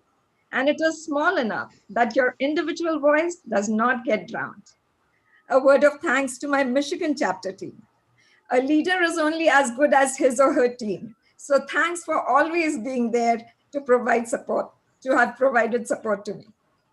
Lastly, I just want to tell you, Hariji, a virtual conference did not imply that you were not supposed to be here physically present with us here. But I'm sure you're watching over us from there. We miss you, but we know that you are always going to be there for us. Thank you. Thank you. Thank you, Neeraj, once again. Thank you. Yes, and we'll touch base. I would love to speak to you as well. Sure, thank you. Thank you, Vatsala. Thank you, Neeraj. Back to you, Dr. Thomas Abraham.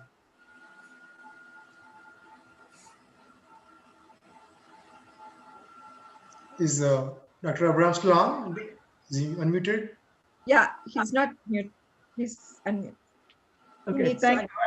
I was telling Dr. Neeraj Bindal for the great tribute you gave for Hariji. To present the next award, I request Piyush Malik again. Piyush? Piyush, can you come? Piyush? Okay, I think. I'm here. Can you guys hear me? All right. The ASEI Service Excellence Award is being presented to none other than Rakesh Patel, who's the current treasurer. He's been the president in the past of ASEI National, and he is an engineer, entrepreneur, board advisor, and IT consultant for various domains of emerging technologies. Working as a global IT compliance at General Motors, Detroit, Michigan for the past 8 years. Previously, he has provided IT consulting services to IBM, Chrysler, EDS, HP, Ford, and various other industries. Also, Rakesh has been serving executive and board member positions at various professional and non-profit organizations. Rakesh received an engineering degree from India and master's in management of technology from the University of Phoenix, US. As I said earlier, Rakesh has served ASEI since 2012 in various roles, including national and Michigan chapter as well, and as the current convention co-chair. So with that, if you could move on, I will read the plaque. American Society of Engineers of Indian Origin, ASEI, 33rd Annual National Convention, December 5th and 6th, 2020, ASEI Service Excellence Award presented to Rakesh Patel in recognition of your dedicated service and commitment to ASEI. Rakesh, please say a few words.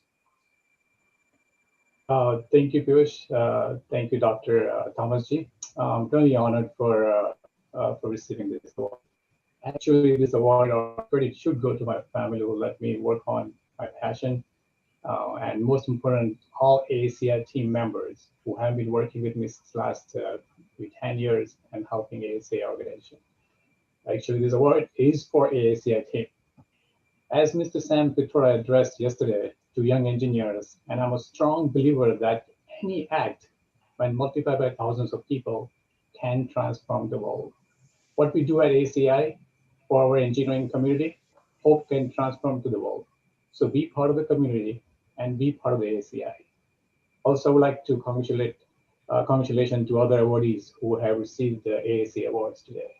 Thank you once again, Piyush, Dr. Thomas, Mr. Kumar, Jolan, and most important, entire ASEI team. Thank you, guys. Thank you, Rakesh. We have 2 more awards. I invite Jolan to present the next awardee. It is my privilege once again to talk about this next award. It's our service leadership and contribution to ASEI recognition for Rakesh Guliani. Rakesh is Vice President at Park Computer Systems and has served as Director at ASEI Silicon Valley chapter, focusing on STEM and internship activities. With education and background in software engineering and entrepreneurial experience of building a job board and application tracking system, he drives innovative solutions, coaches leaders to be successful, and develops strong, diverse teams.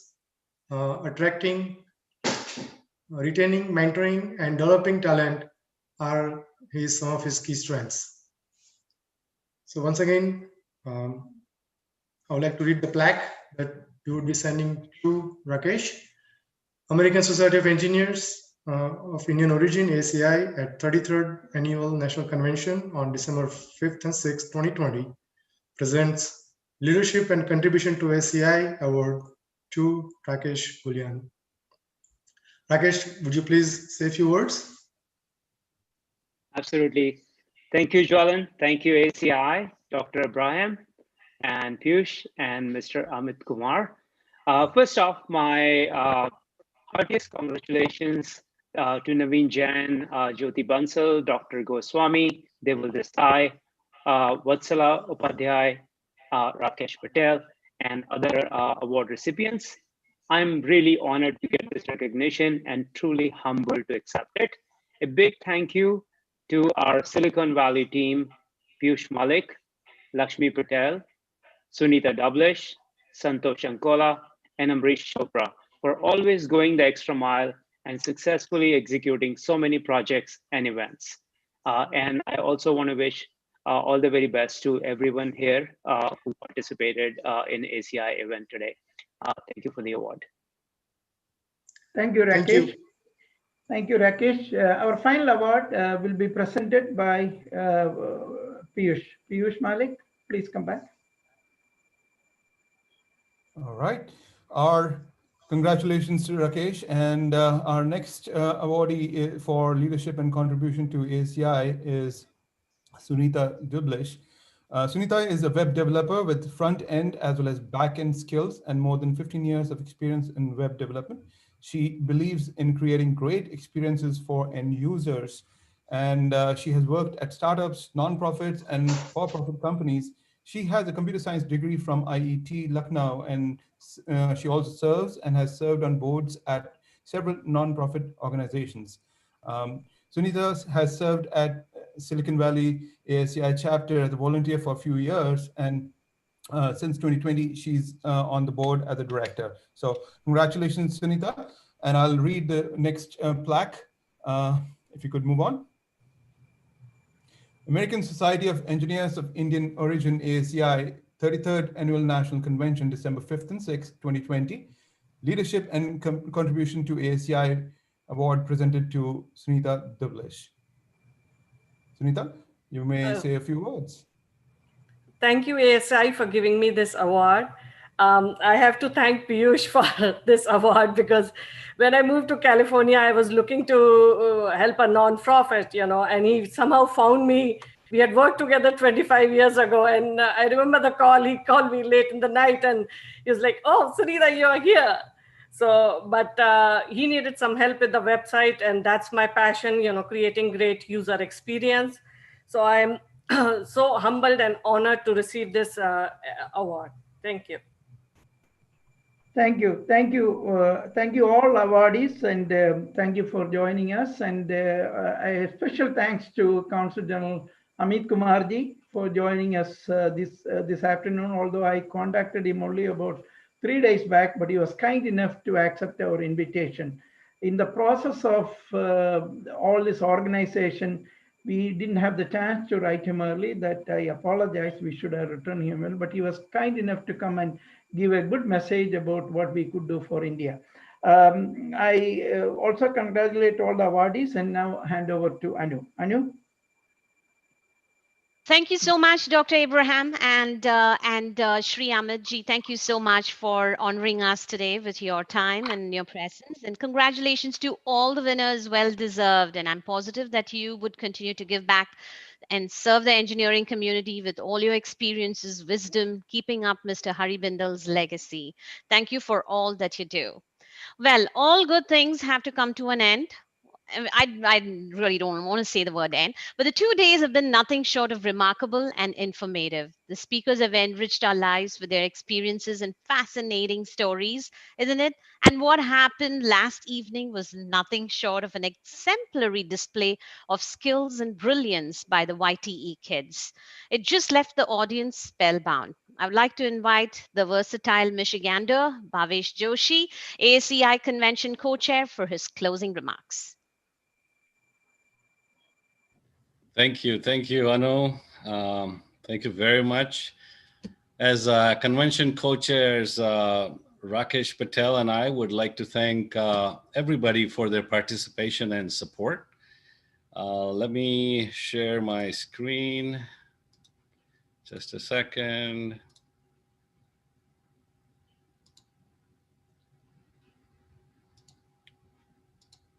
Can you hear me okay? Yes. Can everybody see the screen? Yes. Okay, awesome.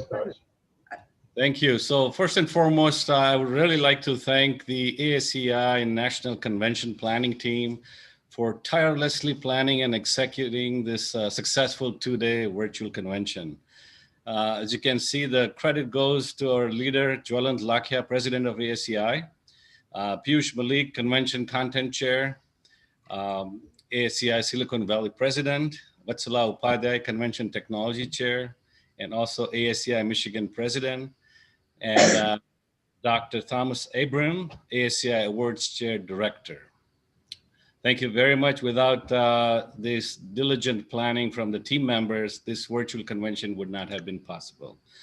I'd also like to thank all the ASEI national board members and all the local chapter presidents and their boards and all our membership. Special remembrance to Dr. Hari Bindal. We really have lost a legend. We really had a wonderful time yesterday, with all the keynote speakers and the technical speakers, and we ended up with the YTE finalists. We're going to announce the results at the end. So would like to thank all the keynote speakers, all the technical speakers, and all the help from the panelists and session owners, Amrish Chopra, Rakesh Guliani, Sunita Dublish, Santosh Ankola, Mamta Naran, Sukrutha Baduria, Rakesh Patel, and myself. This convention, we really I would like to thank our sponsor, Mr. Chinmay Deshpande from C4D Mortgage. Thank you very much for your sponsorship. We also just would like to thank the award committee led by Dr. Thomas Abraham, Jwalant Lakhia, and Piyush Malik. And congratulations to all the award finalists. Thank you very much. This convention needs a lot of logistics, a lot of website updates, and this would not have been possible with our website and convention logistics team. Rakesh Patel, Sanjay Patel, Lalita Kambampati, they really worked very hard to make sure All our communication, our website updates were current and going to all the registrants. All the help from the convention logistic teams, Ravi and Anjali, thank you very much. And a big thank you to Anu Gopalakrishnan, the convention master of ceremony. Wonderful keeping us all glued each and every session, and very insightful comments and commentary.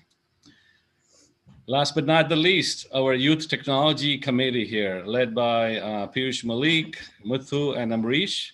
And we saw the wonderful presentations from our young budding entrepreneurs, scientists, showcasing their projects. We had 6 participants. And now we're going to announce the winners. The winners from YTE. The first place winner is Nidhi Mathiali. Congratulations. Jyoti Rani is the number 2. Isha Jagdish, number 3.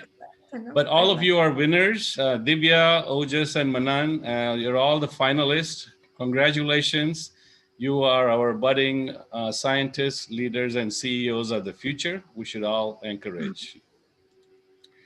Last but not the least, we really want to thank each and every one of you for participating in this 2-day virtual conference. If you have the passion, time, and energy, please, we welcome everybody to join ASEI. Please visit our website, asciusa.org, for further details. Thank you. Good night. And our conference will be wrapped today.